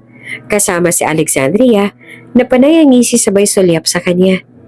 Hindi niya naman napansin yun dahil nakatuon ang atensyon niya sa nawalang files niya. Kalina, ano pang ginagawa mo? Ani ng acting leader nila nang mapansin na hindi pa siya kumikilos. Opo, susunod na po ako. Aniya. Nagtungo na sila sa meeting pagkatapos ay nakita niya doon ang CEO na seryoso at isa-isa silang tiningnan. Natuwa pa nga ito na makita siya. Halatang malaki ang ini-expect nito sa kanya. Kaya nga mas lalo siyang kabado. Buong oras ay nakatuon lang ang mata niya sa mesa. Hindi niya magawang tingnan sa mata ang mga nandoon. Lalo na ang CEO na halatang ini-expect na bibigyan niya na naman ito ng magandang ideya. Kalina, tawag ng CEO nang matapos na sa pagsasalita ang lahat. Wala sa sariling tumayo at kubadong tiningnan ng lahat. Wala siyang dinalang kung ano at basta na lamang tumayo para magtungo sa harapan. Tiningnan niya ang lahat at wala pa rin sa sarili. Magsimula ka na. Napakamot siya sa batok. Kumunot ang CEO at mukhang may napansin na kakaiba kay Kalina. Any problem? Samantalang si Alexandria naman ay hindi maalas ang malademonyong ngisi sa tabi. Ine-expect ng papalpak si Kalina sa araw na yon. Wala po akong report ngayon. What? Iritadong bulalas ng CEO. Natawa naman si Alexandria sa tabi. Nakita ni Kalina iyon kaya mas lalo siyang nandiet sa sarili. Inaasahan ko pa naman din na may maibibigay ka sa amin na mas magandang ideas ngayon. Ano bang ginawa mo kahapon? Nagawa naman ng mga kasama mo ah. Bakit ikaw hindi? Bulyaw ng CEO nila. Pagkatapos ay tumayo ang CEO at lumabas. Iritado naman tumayo ang acting leader nila. My gosh, Kalina, galit na galit si Sir oh. Ano na? Bakit wala kang ginawa? Napakarami niyang pinuntahang meetings pero inuna niya tayo dahil malaking expectation niya sa atin. Tapos ganun lang. Segunda naman ang acting leader nila. Napalunok siya at napayuko na lamang. Masyado kayatang bumilib sa sarili mo, Kalina. Bigla na lamang nagsalita si Alexandria. Nakangisi ito ng balingan niya. Iniisip mong mas magaling ka. Pinuri ka lang ni boss kahapon feeling mo boss ka na rin. Wala ka talagang ginawang reports. Grabe, samantalang kami lahat rito nagpakapuyat kagabi. Tumangutanguan lahat. Sumang-ayon ang mga ito sa mga sinabi ni Alexandria. Hindi na nakapagsalita si Kalina. Kahit pa yata magpaliwanag siya, ibingi ang lahat ng mga nakapaligid sa kanya. Walang makikinig. Isang team kayo rito. Kapag may bumagsak na isa, kaming lahat madadamay rito. Kapag ginawa mo pa to ulit, tatanggalin ka namin sa team namin. Ani ng acting leader nila. Agad itong pumalakpak para pabalikin na siya sa kanyang trabaho at ang lahat din. Hindi pa rin maalis ang ngisi ni Alexandria nang sulyapan siya nakatulala. Hindi niya pa rin matanggap ang lahat. Pakiramdam niya ay hindi siya makaka-move on ito sa loob ng 1 taon. Iritado siya kahit sa pag-uwi. Kaya nga dumaan siya sa convenience store. Bumili siya ng beer at kung ano-ano pang chips. Balak niyang manood ng mga palabas ngayon. Gusto niyang kalimutan ang lahat na nangyari ngayon. Baka sakaling makatulog siya kapag nalasing na siya. Ayaw niya nang alalahanin ang lahat ng kahihiyang nangyari sa kanya. Bisit ng buhay to, oh. Bulalas niya na makaubos na ng 3 lata ng canned beer. Binato niya ang canned beer. Kung pwede niya lang sanang ibalik ang oras, ay baka hindi na lang siya natulog. Ni safety niya sana ang files niya, di sana papuri ang nakuha niya sa boss niya, imbes sa pangiinsulto. Ilang beses ang napumura sa tuwing maaalala pa rin niyon. Hanggang sa nakatulugan niya na lang ang kalasingan at stress buong maghapon. Namamaga pa ang mga mata ni Catalina nang pumasok siya. Hindi naman siya puyat. May hangover nga lang at mabuti na lang at nadala naman sa gamot ang hangover na yon. Nagtaka siya na mapansin na parang may pinagkakaguluhan malapit sa pwesto niya. Kulot noong lumapit siya doon. Umupo na siya sa kanyang pwesto habang napakinggan ang mga pinagsasabi ng mga katrabaho sa kabilang cubicle. Gusto mo coffee? Sabay tayo mamaya ni na Grace, ha? Sige na. Hindi siya makapag-concentrate sa trabaho kaya kaagad siyang kumuha ng Bluetooth earphone at iritadong sinuot iyon. Kairita. Naibulong niya. Kaya lang ilang saglit lamang nang mapansin na nasa gilid na pala niya ang baklang acting head nila na si Craig. Kaya agad siya napatayo at agad na nagtanggal ng earphones. Po? Ani na kinakabahan. May nakapasak pala dyan sa tenga mo. Kanina pa kita tinatawag. Kailangan pa talaga kitang lapitan dito. Ani na nakapamewang pa. Kabado naman na napatingin siya sa natulalang mga kasama. Umagang-umaga ay pinagbubungangaan na naman siya ng baklang to. Sa kanya napansin na may bagong mukha rito sa team. May itsura itong lalaki at may nakakaaligid ng mga babae. Ito pala ang pinagkaguluhan ng mga katrabaho niya. Nandyan ka pala, James. Nakilala mo na ba lahat ng mga co-workers mo? Ani ng bakla na kaagad naman na nagbago ang tono ng balingan iyong may itsura na lalaki na James pala ang pangalan. Napalunok siya at kaagad na bumalik sa upuan. Napabuntong hininga siya. Ilang saglit ay bumalik ang baklang si Craig sa kanya para ilapag ang mga folder sa harapan niya. O ayan, dahil hindi ka nag-report noong nakaraan, i-review mo yan. Punishment mo yan. Mataray nitong utos sa kanya. Kumulot ang noon niya. Trabaho nito na mag-review noon. Tapos ngayon, pinapasa sa kanya. Kesyo, punishment daw. Para-paraan na naman. At matapos niyang ibigay sa kanya mga folder, ay bumalik na si Craig doon sa James sa likod. Che, bumalik na nga kayo sa mga upuan niyo. Office hours na kikipaglampungan kayo. Ani ni Craig sabay upo sa tabi ni James. Ayos ka lang ba dito? Okay ba sa'yo ang environment namin dito? Huwag ka mag-alala. Friendly lahat ng mga office mates mo dito. lalo na ako. Tapos ay malanding hinawi ng bakla ang kaunting bangs. Ang lambing-lambing ng boses nito kay James, tapos sa kanilang mga babae, sobrang taray. Umikot ang eyeball niya at prepare niya lang ang i-report niya tsaka aasikasuhin niya rin ang pinapareview ni bakla sa kanya. Ilang saglit ay napansin niyang lumapit si Alexandra sa upuan ni James. Lahat na lang yata na nandoon ay hindi palalampasin ni James. Animoy, required talaga na batiin si James at lumandi dito. Siya na lang yata ang hindi pa nakakapag-attendance kay James. Bumuntong hininga siya at napapailing. Ilang minuto ang babae doon sa upuan ni James, pero bumalik din kaagad sa upuan nang bumalik na ang acting head. Hi. Bumaling siya sa nagsalita. Kumunot ang noo niya nang malaman na si James pala ito. Can I ask a favor? Nag-volunteer na kanina si Creed na turuan ako pero mukhang busy yata siya mamaya. Pwede bang ikaw na lang mag-orient sa akin? Kahit brief orientation lang. Anito. Napatingin siya sa paligid. Sa dinami-rami talaga ng mga pwedeng hingan nito ng favor ay siya pa talaga? Okay. Alanganin niya pang sagot. Baka siya pa maging dahilan kung bakit pumalakpak si James. Di cargo de konsensya niya pa yon. Madali itong turuan. Actually, after noon ay naging malapit sa kanyang lalaki. Para itong sumasama sa kanya. Kahit sa pagpupuyat ay sabay sila. Napaka-approachable talaga ng taong to. Coffee? Offer nito sa kanya pagkarating pa lang niya sa office. Kada umaga ay ganoon si James. Salamat. Ani at nakangiting tinanggap ang kape na hawak nito. Napatingin siya sa paligid. Kapansin-pansin ang pag-angat ng kilay ng ibang office mates niya. Maging sa pag-uwi ay sinasabayan siya ni James.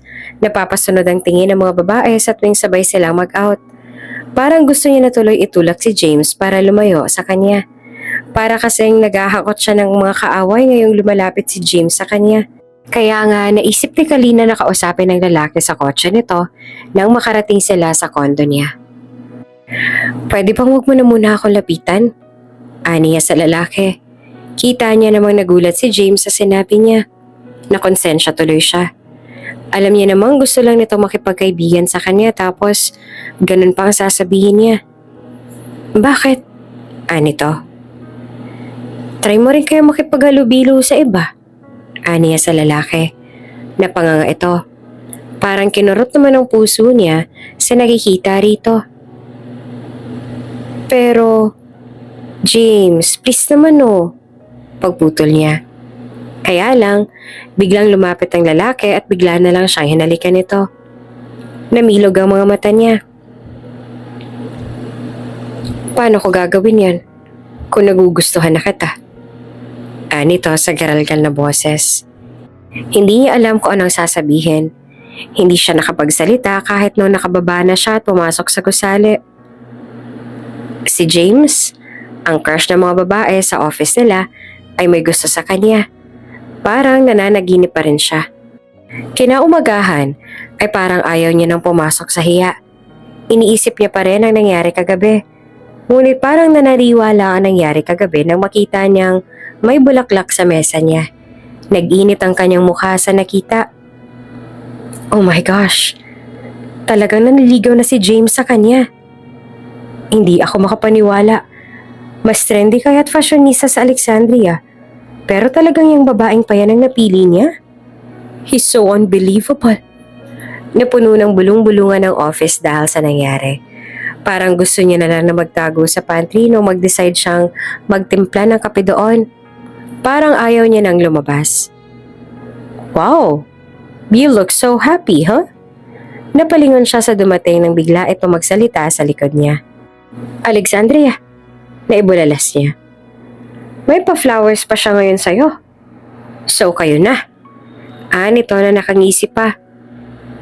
Hindi kami. Natigilan siya na mapagtantong nag-kiss na nga pala sila kagabi. So ibig sabihin ba nun ay may something na nga sa kanila? Baka nga sila na. Tapos ngayong umaga ay biglang nagbigay pa ito ng flowers.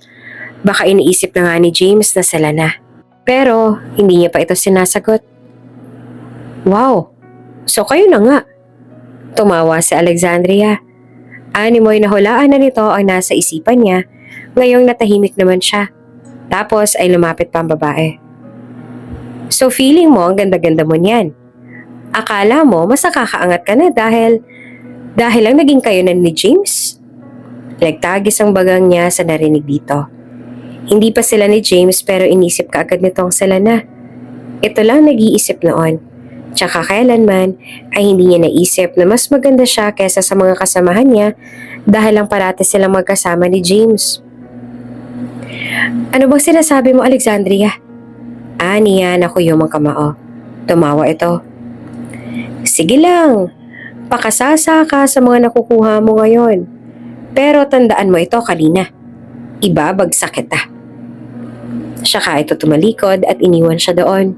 Hindi na siya nilapitan pa ni Alexandria pagkatapos noon. Kaya lang si James ay patuloy pa rin na lumalapit sa kanya. Patuloy pa rin ito sa pagbibigay ng bulaklak sa kanya at kung ano-anong regalo.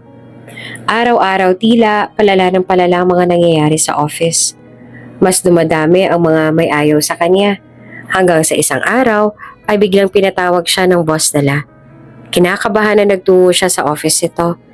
Hindi niya alam ang dahilan kung bakit siya pinatawag pero kinakabahan siya. Maupo ka, nito. Kaagad niyang sinunod ang sinabi nito at napatingin sa folder na inilapag ng boss nila. Tingnan mo. Nandyan ang lahat ng records ng taong nagngangalang Ken Vinciello. Natigilan siya sa sinabi ng boss nila. He's your brother, right? Unti-unti siyang tumango. Ang nag-iisa niyang kapatid. Tauhan siya ni Harry Clavio. Isa sa may pinakamalaking record ng drug trafficking. Taga-deliver ang kapatid mo at ilang taong active sa trabaho niya. Panimula ng boss niya. Tinitigan niya ang file. Nandoon ang picture ng kapatid. Nagtagis ang bagang niya. Ano pong nangyayari? Bakit niyo po pinapakita ito sa akin? Bumaling siya sa boss nila. Bumuntong hininga ito. Kalina Vinciello. Nagtatrabaho ka sa isang kumpanya ng cybersecurity. Sa tingin mo, anong iisipin ng mga tao kapag nalaman nilang isa sa empleyado ko ay may kapatid na may ganyang records? Napanganga siya. Parang maiiyak na siya. Nasasaktan siya dahil pakiramdam niya, hinuhusgahan siya nito dahil lang sa kapatid niya na si Ken Vinciello. Pero sir, I am very sorry but I have to fire you. Ayoko na dahil sa'yo mawawala na ng tiwala sa akin ng ibang mga investors ko. Baka iyon pang maging dahilan kaya mamalaitin ang kumpanya namin ng iba. Nito ng direkta. Kapatid niya lang po ako, hindi po ako ganun. Kiit niya. Pero hindi na siya pinakinggan ng boss nila. Nang umagang iyon ay kaagad siyang pinagligpit ng mga gamit niya. Abote nga ngisi ng mga katrabaho niyang ngayong mapapaalis na siya. Parang gusto niyang maiyak. Pero ayaw niyang makita ang mga ito. Kaya kaagad siyang nagtungo sa CR para doon magkulong at ibuhos ang lahat ng hinanakit na nararanasan niya sa araw na iyon. Bakit kailangan ganito? Wala naman akong ginawang masama. Bakit? Iritadong bulalas niya sa sarili. Ilang minuto niya na rin ibinuhos ang lahat ng luha niya sa cubicle na iyon. Kaya lang ilang saglit ay may narinig siyang kalabog ng pinto. Akmang aalis na siya nang biglang mahimigan ng boses na dumating. Anong ginawa mo, Alexandria? Boses iyon ni James. Oh, bakit iritado ka? I'm just doing what I want. And I want Kalina to be out of this company. Masyado na siyang pabida. Dumagdag ka pa. Sabi ni Alexandria. Kaya pa ginawa mong bala yung records ng kuya niya? Para matanggal siya sa kumpanyang to? Bulala si James. Napasinghap siya sa nalaman. Kung ganon, ay si Alexandria palang gumawa nun. Wow naman, parang ang linis mo. Kesa naman sa'yo na ginamit lang si Kalina para malaman ang mga designs niya at makakuha ng teknik. Copycat ka. Walang originality. Gusto mo lang kopyahin ang mga works niya. Gante naman ni Alexandria. At para namang mas lalong dinurog ang puso niya sa nalaman. Pero ayaw niyang tanggapin niyon. Lalo na at hindi naman galing sa bibig ni James. Ano naman ngayon? Pareho naman tayo magbe-benefit doon. Para sa ating dalawa rin yon. Iyon ang sagot na hinihintay niya. Para masabi niyang may katotohanan nga ang mga sinabi ni Alexandria. Talaga ba? Bakit may pa-flowers ka pa sa bruhang yon? Nagsiselos na ako, ha? Ako ang girlfriend mo pero siyang parati mong binibigyan ng flowers. Ani Alexandria na ani mo'y nagtatampo pa. Sa pagkakataong yon ay parang nahihirapan na siyang huminga dahil sa mga nalaman. Kung ganon, ay para lang pala talaga siyang ginawang puppet ng mga ito na pinaikot-ikot lang sa mga kamay ng mga ito. Pinaglaruan lang siya at wala siyang kamalay-malay. Akala niya kasi ay totoo ang lahat. Hanggang sa isang araw, nagising na lang siyang tila nananaginip lang pala. Pinahid niya ang luha at pisngi at malamig ang aura na lumabas ng cubicle. Nakita niya pa sina Alexandria at James na naghahalikan. Nagulat si James at hindi na nakakilos. Samantalang si Alexandria naman ay abot tenga ngisi nang makitang nandun pala siya. Oh, hi! Nandyan ka pala kanina. I'm sorry. Oo nga pala, ikaw pala yung girlfriend nitong si James. Nahalikan ko tuloy. Ani Alexandria na may nanunuyang ngisi. Pero hindi niya na pinakinggan ang iba pang sinabi ni Alexandria at umalis na lamang sa CR. Dumiretso siya sa mesa niya at nagpatuloy. Tahimik siyang nagtungo sa elevator. Kung may mas malala pa rito, ibuhos niyo na. Para isang bagsakan na lang. Aniya sa iritadong boses. Seryoso ang mukha niya nang lumabas ang elevator. Nagpara siya ng taxi para magtungo sa kondo niya. Nag-invest siya ng effort at oras sa kumpanyang yon. Muntik na rin siya mag-invest ng feelings sa walang hiyang James na yon. Tapos, malaman-laman niya na ginagago lang pala siya. Buong maghapon ay iniyak niya lang ng mga hinanakit na nararamdaman niya. Beer na naman ang takbuhan niya sa gabi upang makatulog lang. Wala na siyang trabaho. Magigising siyang walang pakialam kinabukasan. Ngunit may hangover na naman. Tinanggal ka na raw? Seryoso? Si Amara nang tumawag ito isang umaga. Oo, aniya. Ano raw ang dahilan? Nito na may bakas ng iritasyon sa boses. May nagbigay ng records ng kuya ko sa kanila. Kaya hayon. Aniya at nagkibit balikat. Alam naman ni Amara ang tungkol sa kapatid niya.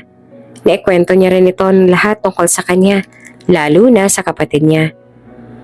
Seryoso? Ang babaw ah. Ang galing mo kayang empleyado tapos sinayang niya lang dahil lang sa rason na yon? Napabuntong hininga na lang siya. Kahit ano pang gawin niya ay wala na siyang magagawa. Sa pagkakataong yon ay kailangan niya na lang na tumayo mula sa pagkakalugmok. Gano'n naman talaga dapat. Hindi siya pwedeng manatili sa pagkakadapa. Yan talaga ang gusto ko sa'yo. Talagang napaka-positive thinker mo. Bulalas pa ni Amara. Bumalik siya ng call center at nagtrabaho ng 2 buwan. Pagkatapos ay nag-ipon siya. Kasama ng dati niyang ipon, kapag pinagsama niya ay pwede nang ipuhunan para sa binabalak niyang gawin. Salamat, Amara. Natatawa niyang sambit sa kaibigan. Nandyan din si Sir Ricardo, ang taong unang nagtiwala sa kanya at muling magtitiwala sa kanya ngayon.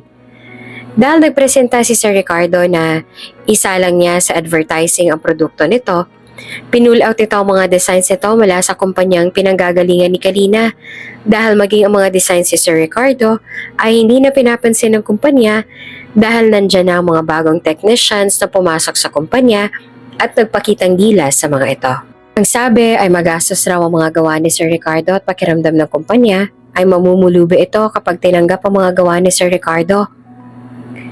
Di doon sila sa mga tinipid. Ang akin lang naman gusto kong durable ang mga products ko. Ayoko namang isipin ng mga consumer na nagsasayang lang sila ng pera para sa mga products na binili nila dati dahil nasisira kaagad. Pagdadahilan ni Sir Ricardo. Umabot ng 2 taon si Kalina sa cybersecurity. Tuwing magpapasa ng designs at bagong devices si Sir Ricardo sa kanya, ay pinag-aaralan niya itong mabuti. Kaya nga, kaya niyang gawin ang lahat ng ginagawa ni Sir Ricardo. Malaki ang utang na loob niya sa lalaki dahil ito ang nagmistulan niyang mentor. Tulong ko na rin po ito sa inyo, sir. Kayo po ang nag-angat sa akin noon. Malaking utang na loob ko po sa inyo ang mga natutunan ko. Kaya salamat po. Nakangiting sabi niya kay Sir Ricardo. Tila nakahinga naman ito ng maluwag sa sinabi niya. Alam mo namang parang anak na rin ang turing ko sa inyong dalawa ni Amara. Masaya akong kahit papaano ay nandyan kayo para alalayan ako. At sa wakas ay magpapatuloy pa ng nasimulan ko. Sinimulan na nga ang advertising sa products ni Sir Ricardo. De bali nang gagasta siya ng malaki. Ang importante ay mamamarket niya ng maayos ang mga produkto. Nagbayad din sila ng mga influencers para sa endorsement. Hanggang sa nagulat na lamang sila nang biglang mag-boom ang unang nirelease nilang product. Hanggang sa sinundan na iyon ng iba pang products na mas lalo pang pumatok sa market. Maiyak-iyak si Ricardo nang malaman na sobrang laki raw na nabawi nila sa nagastos nila nung nagsisimula pa lamang sila. Hindi ko inaasahan na mangyayari to. Ani Sir Ricardo na panay ang pahid sa mga mata. Umiiyak ang matanda. Niyakap nilang dalawa si Amara at si Sir Ricardo. Tama na po yan. Hayaan niyo na po. Ito na po ang kapalit sa lahat ng kabutihan niyo sa amin ni Amara. Aniya kay Sir Ricardo na nakangiti. Tinuro nila ang isang napakalaking building na natapos na sa loob ng 3 taon. Mas malaki pa ngayon ang natatag nilang kumpanya kaysa sa dati niyang pinagtatrabahuhan. Ang lahat ng gawa nila ay matibay at maaasahan kaya't mas maraming tumatangkilik. Ngayon, sila na mismo ang boss ng kumpanyang yon. Ikaw ang naghirap dito, Kalina. Kaya dapat na ikaw lang ang magmay-ari niyan. Ani Sir Ricardo. Tama, mas bagay sa'yo maging CEO dyan at maging madam. Ani Amara na nag-thumbs up pa sabay ngisi. Natawa na lang silang pareho habang pinagmamasdan ng building. Nagkaroon pa nga ng isang branch iyon matapos ang 1 taon. Mas naging triple ang bilis ng pag-angat nila dahil sa dedikasyon nilang pareho sa trabaho. Mahahanay na siya sa listahan ng mga bilyonaryo sa bansa. Hanggang sa isang araw ay nalaman niyang gustong makipag-usap sa kanya ng dati niyang boss sa kumpanya. Ang taong humusga at nagpatalsik sa kanya dahil lang sa kapatid niya si Ken Vincielo. Nahihiyang umiti sa kanya ang boss niya noon. Dati taas noo ito kung magsalita sa kanya. Ngayon ay parang tuta itong nagpakita sa kanya. Ang dati kasing malaking kumpanya na hawak nito ay isa na lang ordinaryong kumpanya na mababa pa sa mababa. Nabalitaan niyang marami rin mga investors ang nag-pull out ng shares dahil sa mga pumalpak nitong mga products last year. Good morning, madam. Anito, siya na ngayon ang tinatawag nitong madam. Samantalang ang liit-liit lang ng tingin nito sa kanya noon. Nandito po sana ako para sabihin kung pwede po kayo mag-invest sa company. I can assure you that sabi mo noon na baka ako pa ang dahilan para bumagsak ang kumpanya mo. Dahil sa background ng kuya ko, ay hinusgahan mo ang pagkatao ko. Aniya na nakangisi pero sa loob-loob ay nagingit-ngit na siya. Kita niya ang pamumutla nito. Naghihingalo na ang kumpanya nito at kinakailangan na ng tulong niya. Sorry po, nadala lang ako ng emosyon ko nung masabi ko yan. Kinakabahan na sabi nito. Tinitigan niya ang boss noon. Nagtagis ang bagang niya ngunit may plano siya para rito. Ayoko mag-invest lang para ipambayad mo sa mga investors mo. Aniya. Natigilan ng boss niya na yon. Alam niya ang plano nito at nagulat ito. Siyempre may mga source siya ng information niya. Nalaman niyang short na ito sa budget at ang mag-pull out ng mga investors nito ay nagkataong walang pondo ang kumpanya. Kaya nga, nagiging desperado na ito ngayon. Gusto ko maging co-owner ng kumpanya. Malaking ipapasok ko dyan at gagawa tayo ng kasunduan. Aniya. Natulala ito pero kalaunan ay pumayag na rin. Sa lobby ng company ay nandoon ang mga empleyadong sinasahuran ng dati niyang boss. Dati isa rin siya sa mga yon, pero ngayon ay may sarili na siyang pangalan sa business industry. Kalina? Napalingon siya sa pinanggalingan ng boses. Umangat ang kilay niya na makilala ito kung sino. Si James pala. At nakita niya pa si Alexandria na kaagad na nagtago sa likod ni James. Pero pinipilit ito ni James na lumapit sa kanya. Napansin niyang malaki rin ang tiyan ni Alexandria. Tapos ay hawak ni James ang kamay ng babae. Napagtanto niyang ang dalawang ito nga talagang nagkatuluyan. Oh, nandito pala kayo. Niya at binigyan ng matamis na ngiti ang dalawa. Hindi rin namin inaasahan na makikita ka namin dito. Ani ni James. Kung dati ay gumwapo si James, ngayon ay balbasarado na ito at mukhang mas pumayat pa. Maging si Alexandria ay halatang stress na stress ang buhay ng dalawa. Oh, aalis na rin ako. Anong kailangan? Niya na mo hindi siya ginawa ng masama ng dalawa noon, kaya lang matagal na yon at kailangan niya ng kalimutan. Pumapasok pa rin kami ni Alexandria. Narinig namin na bibilhin mo raw ang kumpanya. Tumango siya. Hindi naman, pero magiging co-owner ako. Pwede bang? Ani ni James na nag-aalangan pa sabay baling kay Alexandria na namumula ng ilong na mo'y iiyak na. Napangisi siya. Dati, ang tapang-tapang nitong sa Alexandria. Tapos ngayon, biglang magiging ganito kaamo sa harapan niya. Pwede bang wag mo naman kaming tanggalin ni Alexandria? Kasi manganganak na siya next month. Hindi na namin alam ang gagawin kapag nawalan pa kami pareho ng trabaho. Nanginginig ang boses ni James. Imbes na sorry ang marinig niya, ay pabor pang hiningi ng dalawa. Pero kahit na ganoon ay nagawa niya pa rin ng ngitian ng mga ito. Don't worry, may awa ako. Hindi ako katulad ninyong dalawa. Niya sa friendly na boses kahit na may tilim ang mga salita niya. Ito, manganganak ka na pala next month, Alexandria? Binalingan niya naman si Alexandria, ngunit nahihiyang tumangulang ang babae. Sana turuan mo siya ng mabuting asal. Huwag mo siyang itulad sa'yo. Huwag ka mag-alala, wala akong galit sa inyo. Marami ako mas importanteng dapat gawin, kaysa maglaan ng oras para magalit pa sa inyo. Niya, at nilampasan na lamang ang mga ito. Sa pagkakataong yon, ay magagawa na ni Kalina ang matagal niya ng balak gawin. Ang ibalik ang property ng kanilang magulang. Malaki pa rin ang sama ng loob niya sa kuya niya. Gusto niyang itanong dito kung bakit siya nito nagawang abandonahin. Sa lahat ng nanghamak sa kanya, ay ang kuya niya ang hindi niya pa kayang patawarin sa ngayon. Bumalik pa rin ang sama ng loob sa puso niya sa tuwing maaalala niya ang kapatid. Isang araw ay nakipagkita siya sa abogado niya nang maitawag ito sa kanya. May importante raw silang pag-uusapan.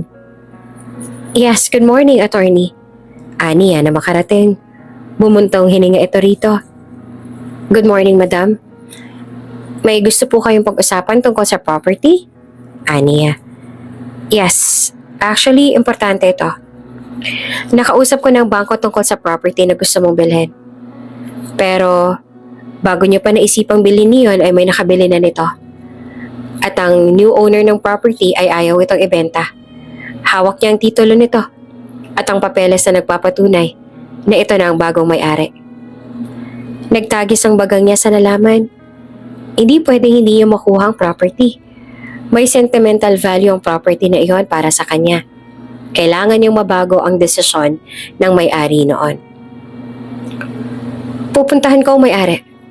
Seryosong sabi niya sa attorney niya. Kaya nga hindi na siya nag-aksaya pa ng panahon. Agad siyang nag-book ng ticket para sa flight patungo sa probinsya na iyon. Nasa sasakyan siya at tila nagbalik tanaw siya sa nakaraan nang makita ang bulubundukin sa unahan. Payapa ang paligid at mukhang masarap ang hangin kaya agad niyang binuksan ang bintana. Inilabas niya ang kamay at napapikit ito. Ito ang namiss niya sa probinsyang ito.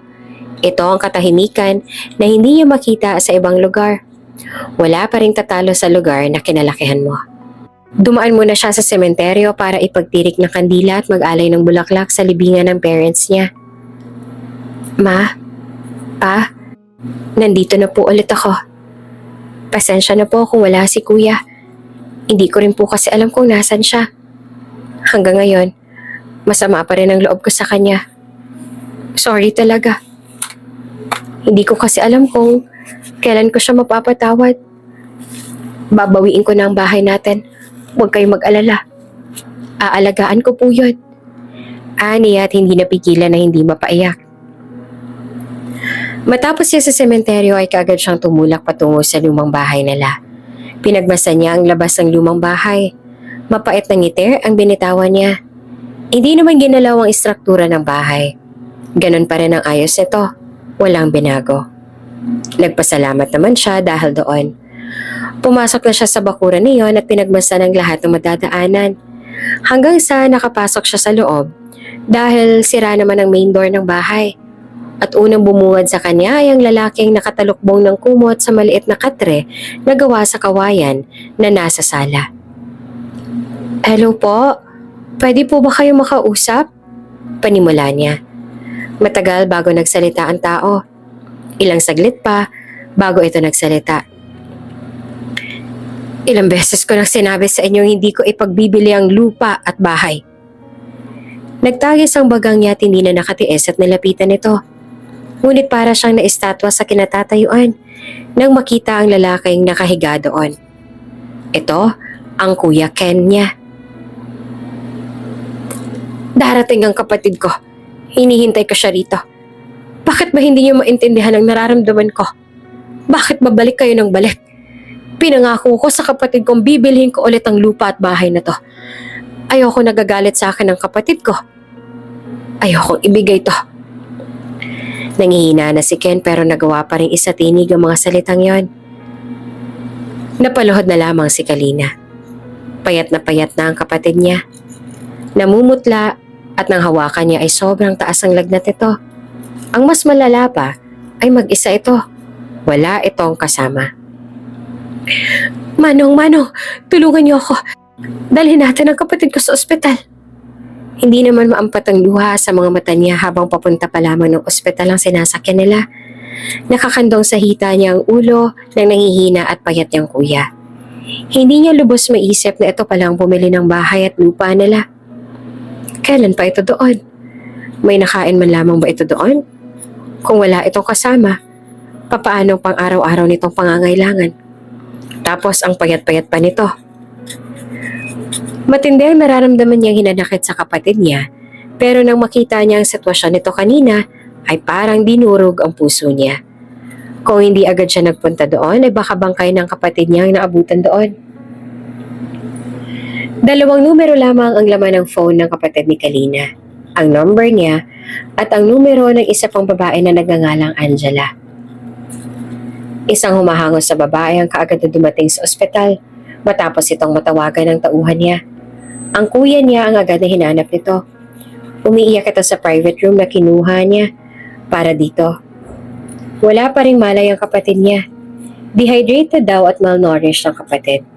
Tapos ang mas ikinagulat niya ay nalaman niyang wala na raw ang isang kidney ng kuya niya. Ikaw ba ang kapatid niya? Isang matapang na boses ang biglang sumalubong sa kanyang pagpasok sa private room. Tumango siya. At sunod niyon ay isang napakalakas na sampal ang nakuha niya mula kay Angela. Namilog ang mga mata niya habang hawak ang kabilang pisngi. Pinipigilan nito ang mga tauhan niya dahil balak pa siyang sugurin ulit. Sana ikaw na lang ang dumanas ang lahat ng hirap na dinanas si Ken. Pero heto ka, napakasarap pa rin ang buhay mo. Samantalang halos ibigay na ni Ken ang buhay niya kay Satanas, mairaos ka lang niya sa hirap. Bulyaw nito habang pumapalag pa rin sa hawak ng mga tauhan niya. Natulala siya. Hindi niya alam kung ano ang sinasabi ni Angela. Tila marami itong alam sa mga pinagdaanan ng Kuya Ken niya. Gusto niya iyong malaman.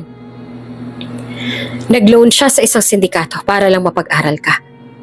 Araw-araw, nakabaon ng isang paa niya sa hukay sa tuwing nagde-deliver siya ng shabu. Nung graduate ka, binenta niya ang isang kidney niya para lang may pambayad ka sa school. Pero pagkatapos na bigla mo siyang iniwan.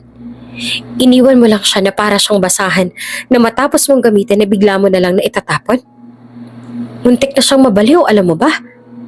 Sigaw pa rin ni Angela. Parang pinilipit ang puso niya sa mga narinig. Kung ganon, iyon ang dahilan kaya wala parati ang kuya niya sa bahay.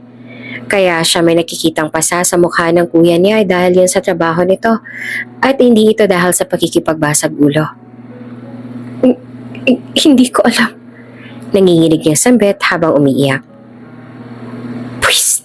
Siyempre naman, wala ka kasing pakialam. Ni hindi mo nga alam na kinuha na ng bangko ang lupa at bahay ninyo. Pero lahat ng perang meron si Ken, ginamit niya yon para bilhin ulit yon dahil nangako raw siya sa'yong kukunin niya ulit iyon. Sa kabila ng lahat ng ginawa mo, ikaw pa rin ang iniisip niya. Alam mo, hindi mo deserve ang magkaroon ng kapatid na katulad ni Ken. Ang sarap mong durugin ngayon, alam mo ba? Galit na galit ako sa'yo. Bulyaw nito. Wala itong nagawa kundi ang sipain na lang ang upuan na malapit dito dahil sa matinding galit. At wala na rin siyang ibang magawa kundi ang humikbi at pakinggan ang mga nakakadurog na katotohanan mula kay Angela. Gusto niyang yayain na kumain si Angela pero alam niyang hindi nito iyon pauunlakan. Nakita niya pa nga ito pa mismo ang nagbayad ng pagkain nito. Bumili pa nga ito ng pagkain na para raw kay Ken. Baka raw gumising na. Napangiti siya habang pinagmamasdan ng babae at ang kuya niya.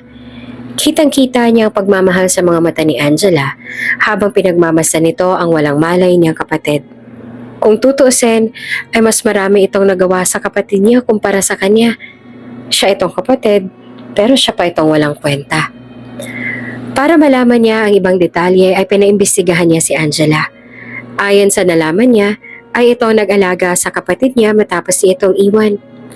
Tumakas ang kapatid niya at nagtungo sa probinsya na mag-isa para hintayin siya. Hindi na ito nahanap ni Angela, kaya noong tinawagan ito ng tauhan niya ay kaagad ito nagtungo sa ospital na kinaroroonan ng kapatid niya. 2 araw lamang dumaan at nagising na rin ang kapatid niya. Masaya siyang pinuntahan ng kapatid. Nakita niya ang iritasyon sa mukha ni Angela sa pagpasok niya.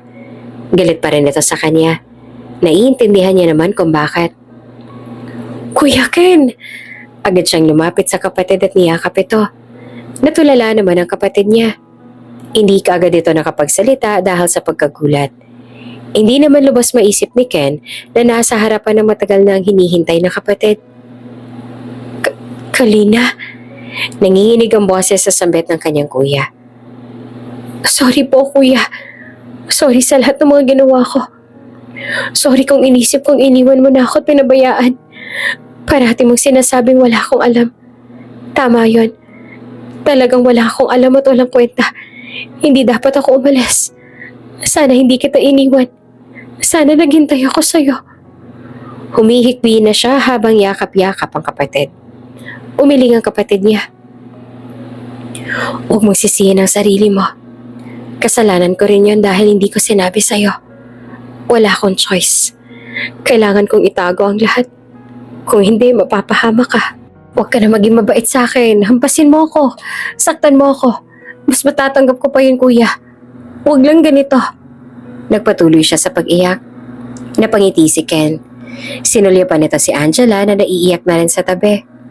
Ngumiti si Ken kay Angela at saka tiningnan ang mukha ng kapatid. Pinahid ni Ken ang luha sa mga mata niya. Masaya ako nandito ka na. Masaya akong bumalik ka. Akala ko hindi ka na babalik.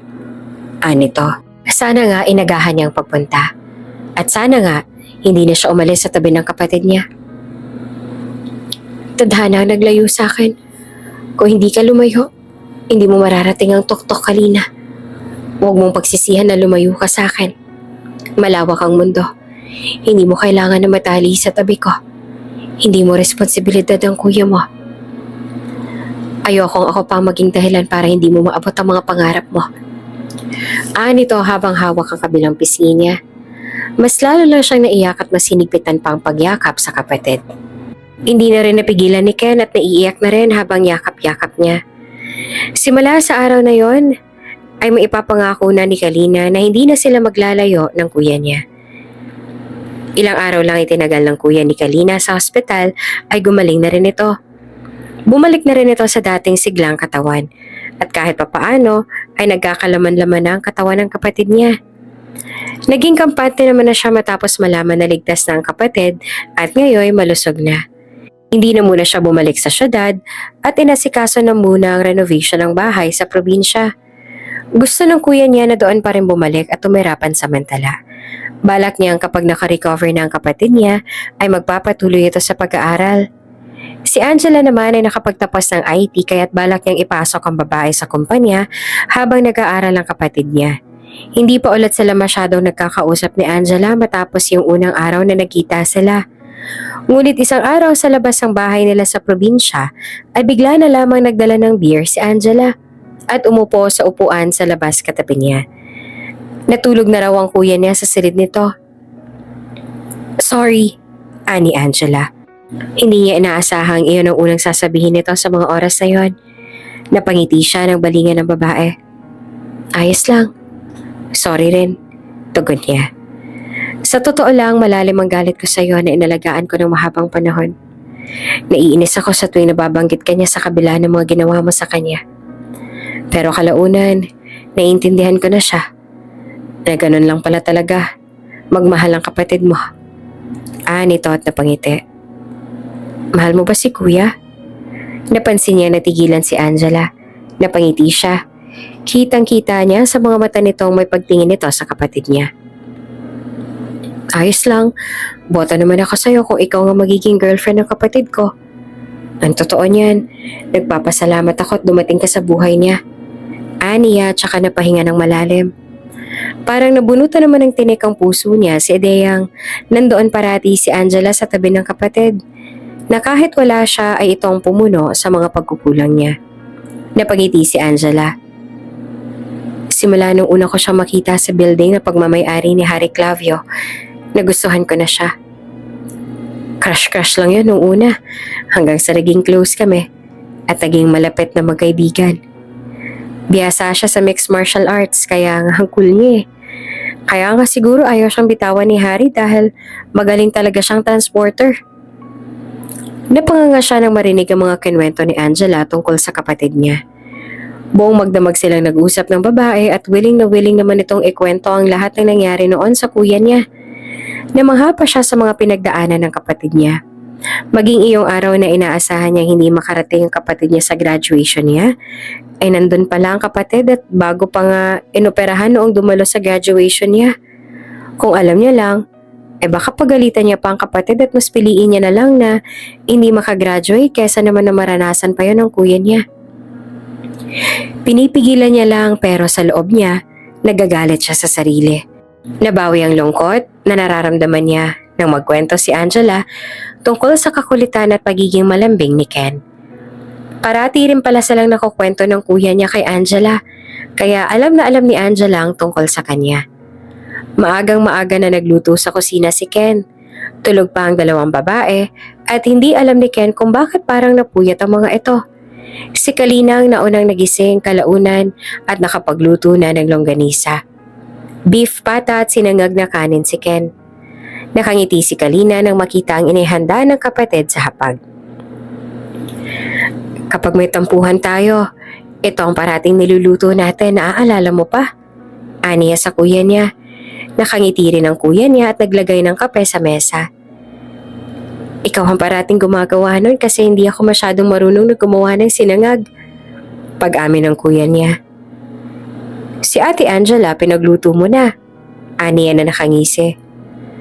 "Parati ako nagluluto para sa kanya. Para na nga akong katulong kapag nagagawi ako sa bahay niya." Nito na hindi naman namamalayang napakwento na pala. "Nako, kapag pala may manliligaw si Ate Angela, dapat pala magaling magluto tapos dapat naglilinis din ng bahay." Aniya.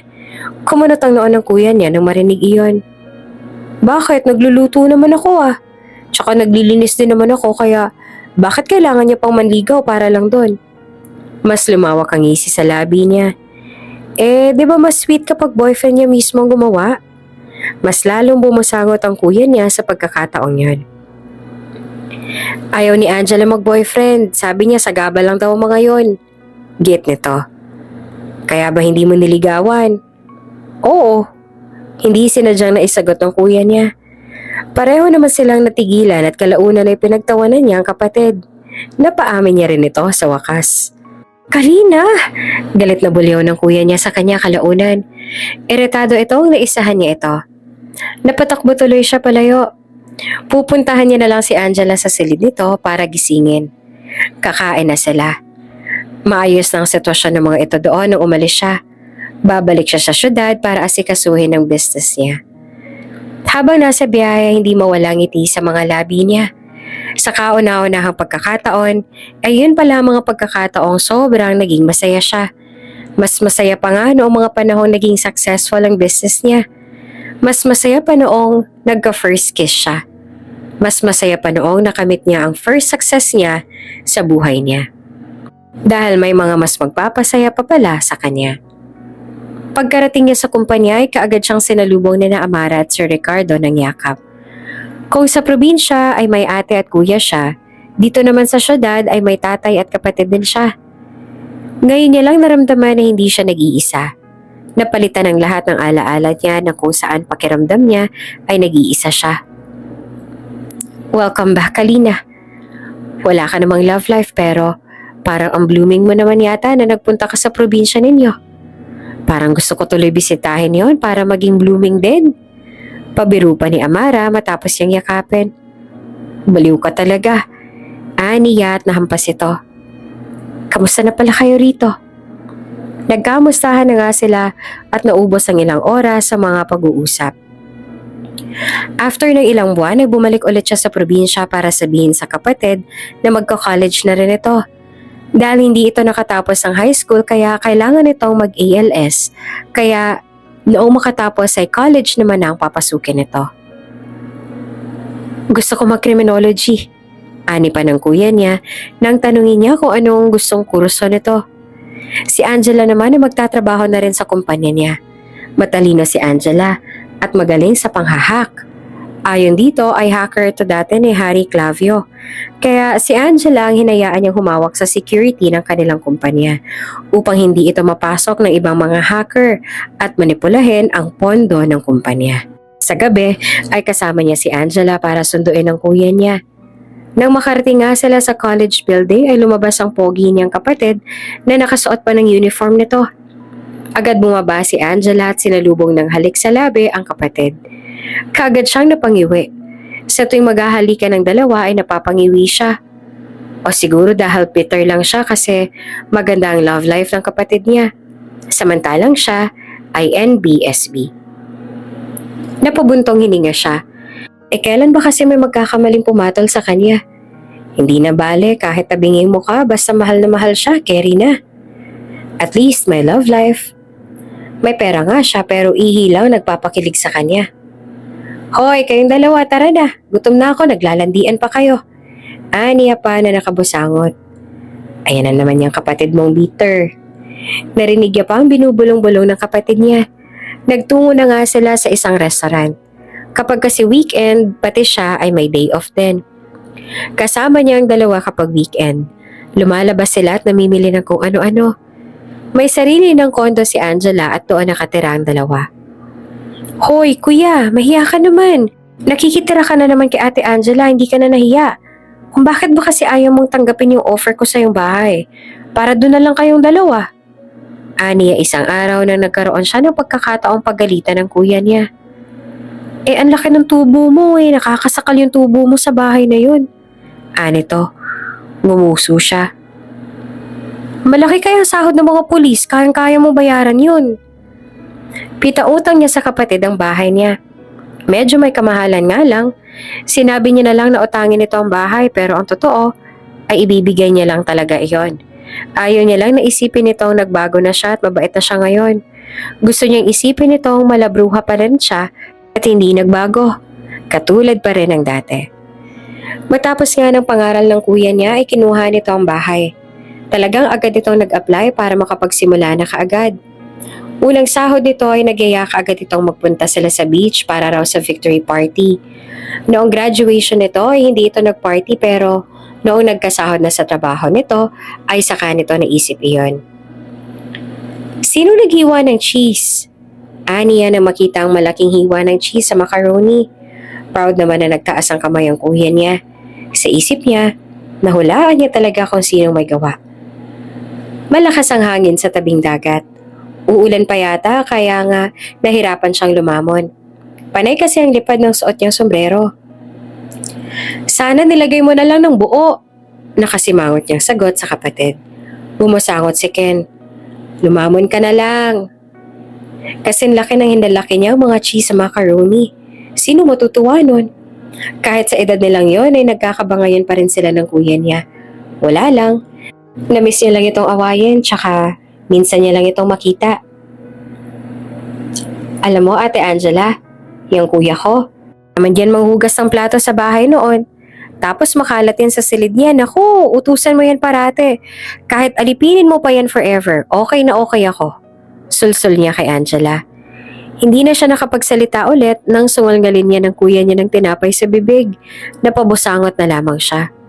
Huwag kang pa-epal dyan. Ani ng kuya niya na binigyan pa siya ng iritadong tingin. Natawa na lamang si Angela. Parati nitong pinagtatawanan ang away nila ng kuya niya. Para pa nga silang clown nito eh. Kaya lang ilang saglit ay biglang parang maduduwal na si Angela kaya agad na nag-excuse para magtungo ito sa CR. Sila namang dalawa ng kuya niya ay chismoso agad na sumunod kay Angela. Kuya, nilason mo si Ate Angela? Ako sa niya sa kapatid. Nabatukan tuloy siya nito. Nang lumabas si Angela ay kaagad silang sumalubong dito. Bakas ang pag-aalala ang mukha nila.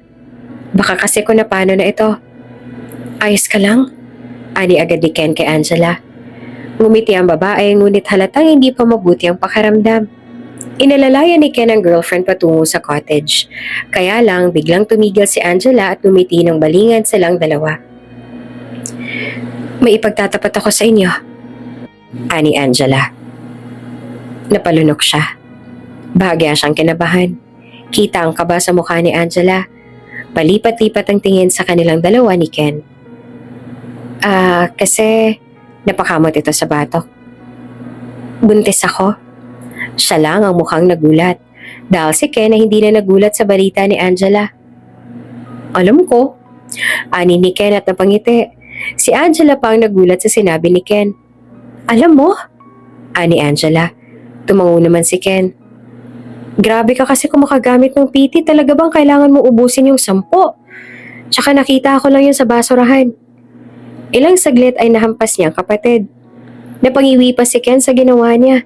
Kaya pala sinabi nitong noong nakaraan na magpo-propose na ito kay Angela kasi alam na pala nitong buntis si Angela. Kaya naman pala. Niya sa kapatid. Natawa na lamang si Ken at agad na hinila si Angela patungo sa dalampasigan. Siguro para hindi niya na rin marinig ang kakornihang sasabihin nito kay Angela. Umupo siya sa upuan sabay tuhog ng cheese gamit ang tenedor. Pagtitiisan niya lang ang ginawa nitong macaroni na pinaliguan ng sandamukal na cheese. Pinagbasa niya ang kuya niya at si Angela sa malayo. Ilang saglit ay hindi na napigilang hindi mapangiti. Nakita niya kung papaanong lumuhod ang kapatid niya sa harapan ni Angela. Kahit papaano, nag-effort ang kapatid niyang magluto para sa proposal nito. Hindi man ingrande, pero may effort. Ang kuya niya pa kasi mismo ang nag-prepare ng lahat ang dadalhin. Ito rin ang nagplano ng lahat. Ay, naku kuya. Sana nag-aral ka man lamang munang magluto bago ka lumandi. Natatawa niyang bulong-bulong. Dinala niya na ang pagkain niya at balak na maglakad-lakad sa unahan. Magaan ang pakiramdam niya habang pinagmamasa ng alon sa unahan. Ang buhay nila ng kapatid niya ay parang alon sa dagat. May panahong marahas, ngunit may panahong kalmado at tahimik. Hindi nila masasabi kung kailan ulit darating ang uno sa buhay nila, ngunit sisiguraduhin niyang hindi na sila magkakahiwalay muli. Kung bago ka pa lang sa channel na ito, Ate Jane TV, huwag kalimutang pindutin ang notification bell and subscribe button. Sana po hindi naman malaking abala sa inyo ang pagpindot ng subscribe button dahil ang kapalit po nito ay ang pagsuporta para makapag-produce ng mga libreng stories sa mga channels ni Ate Jane. Maraming salamat!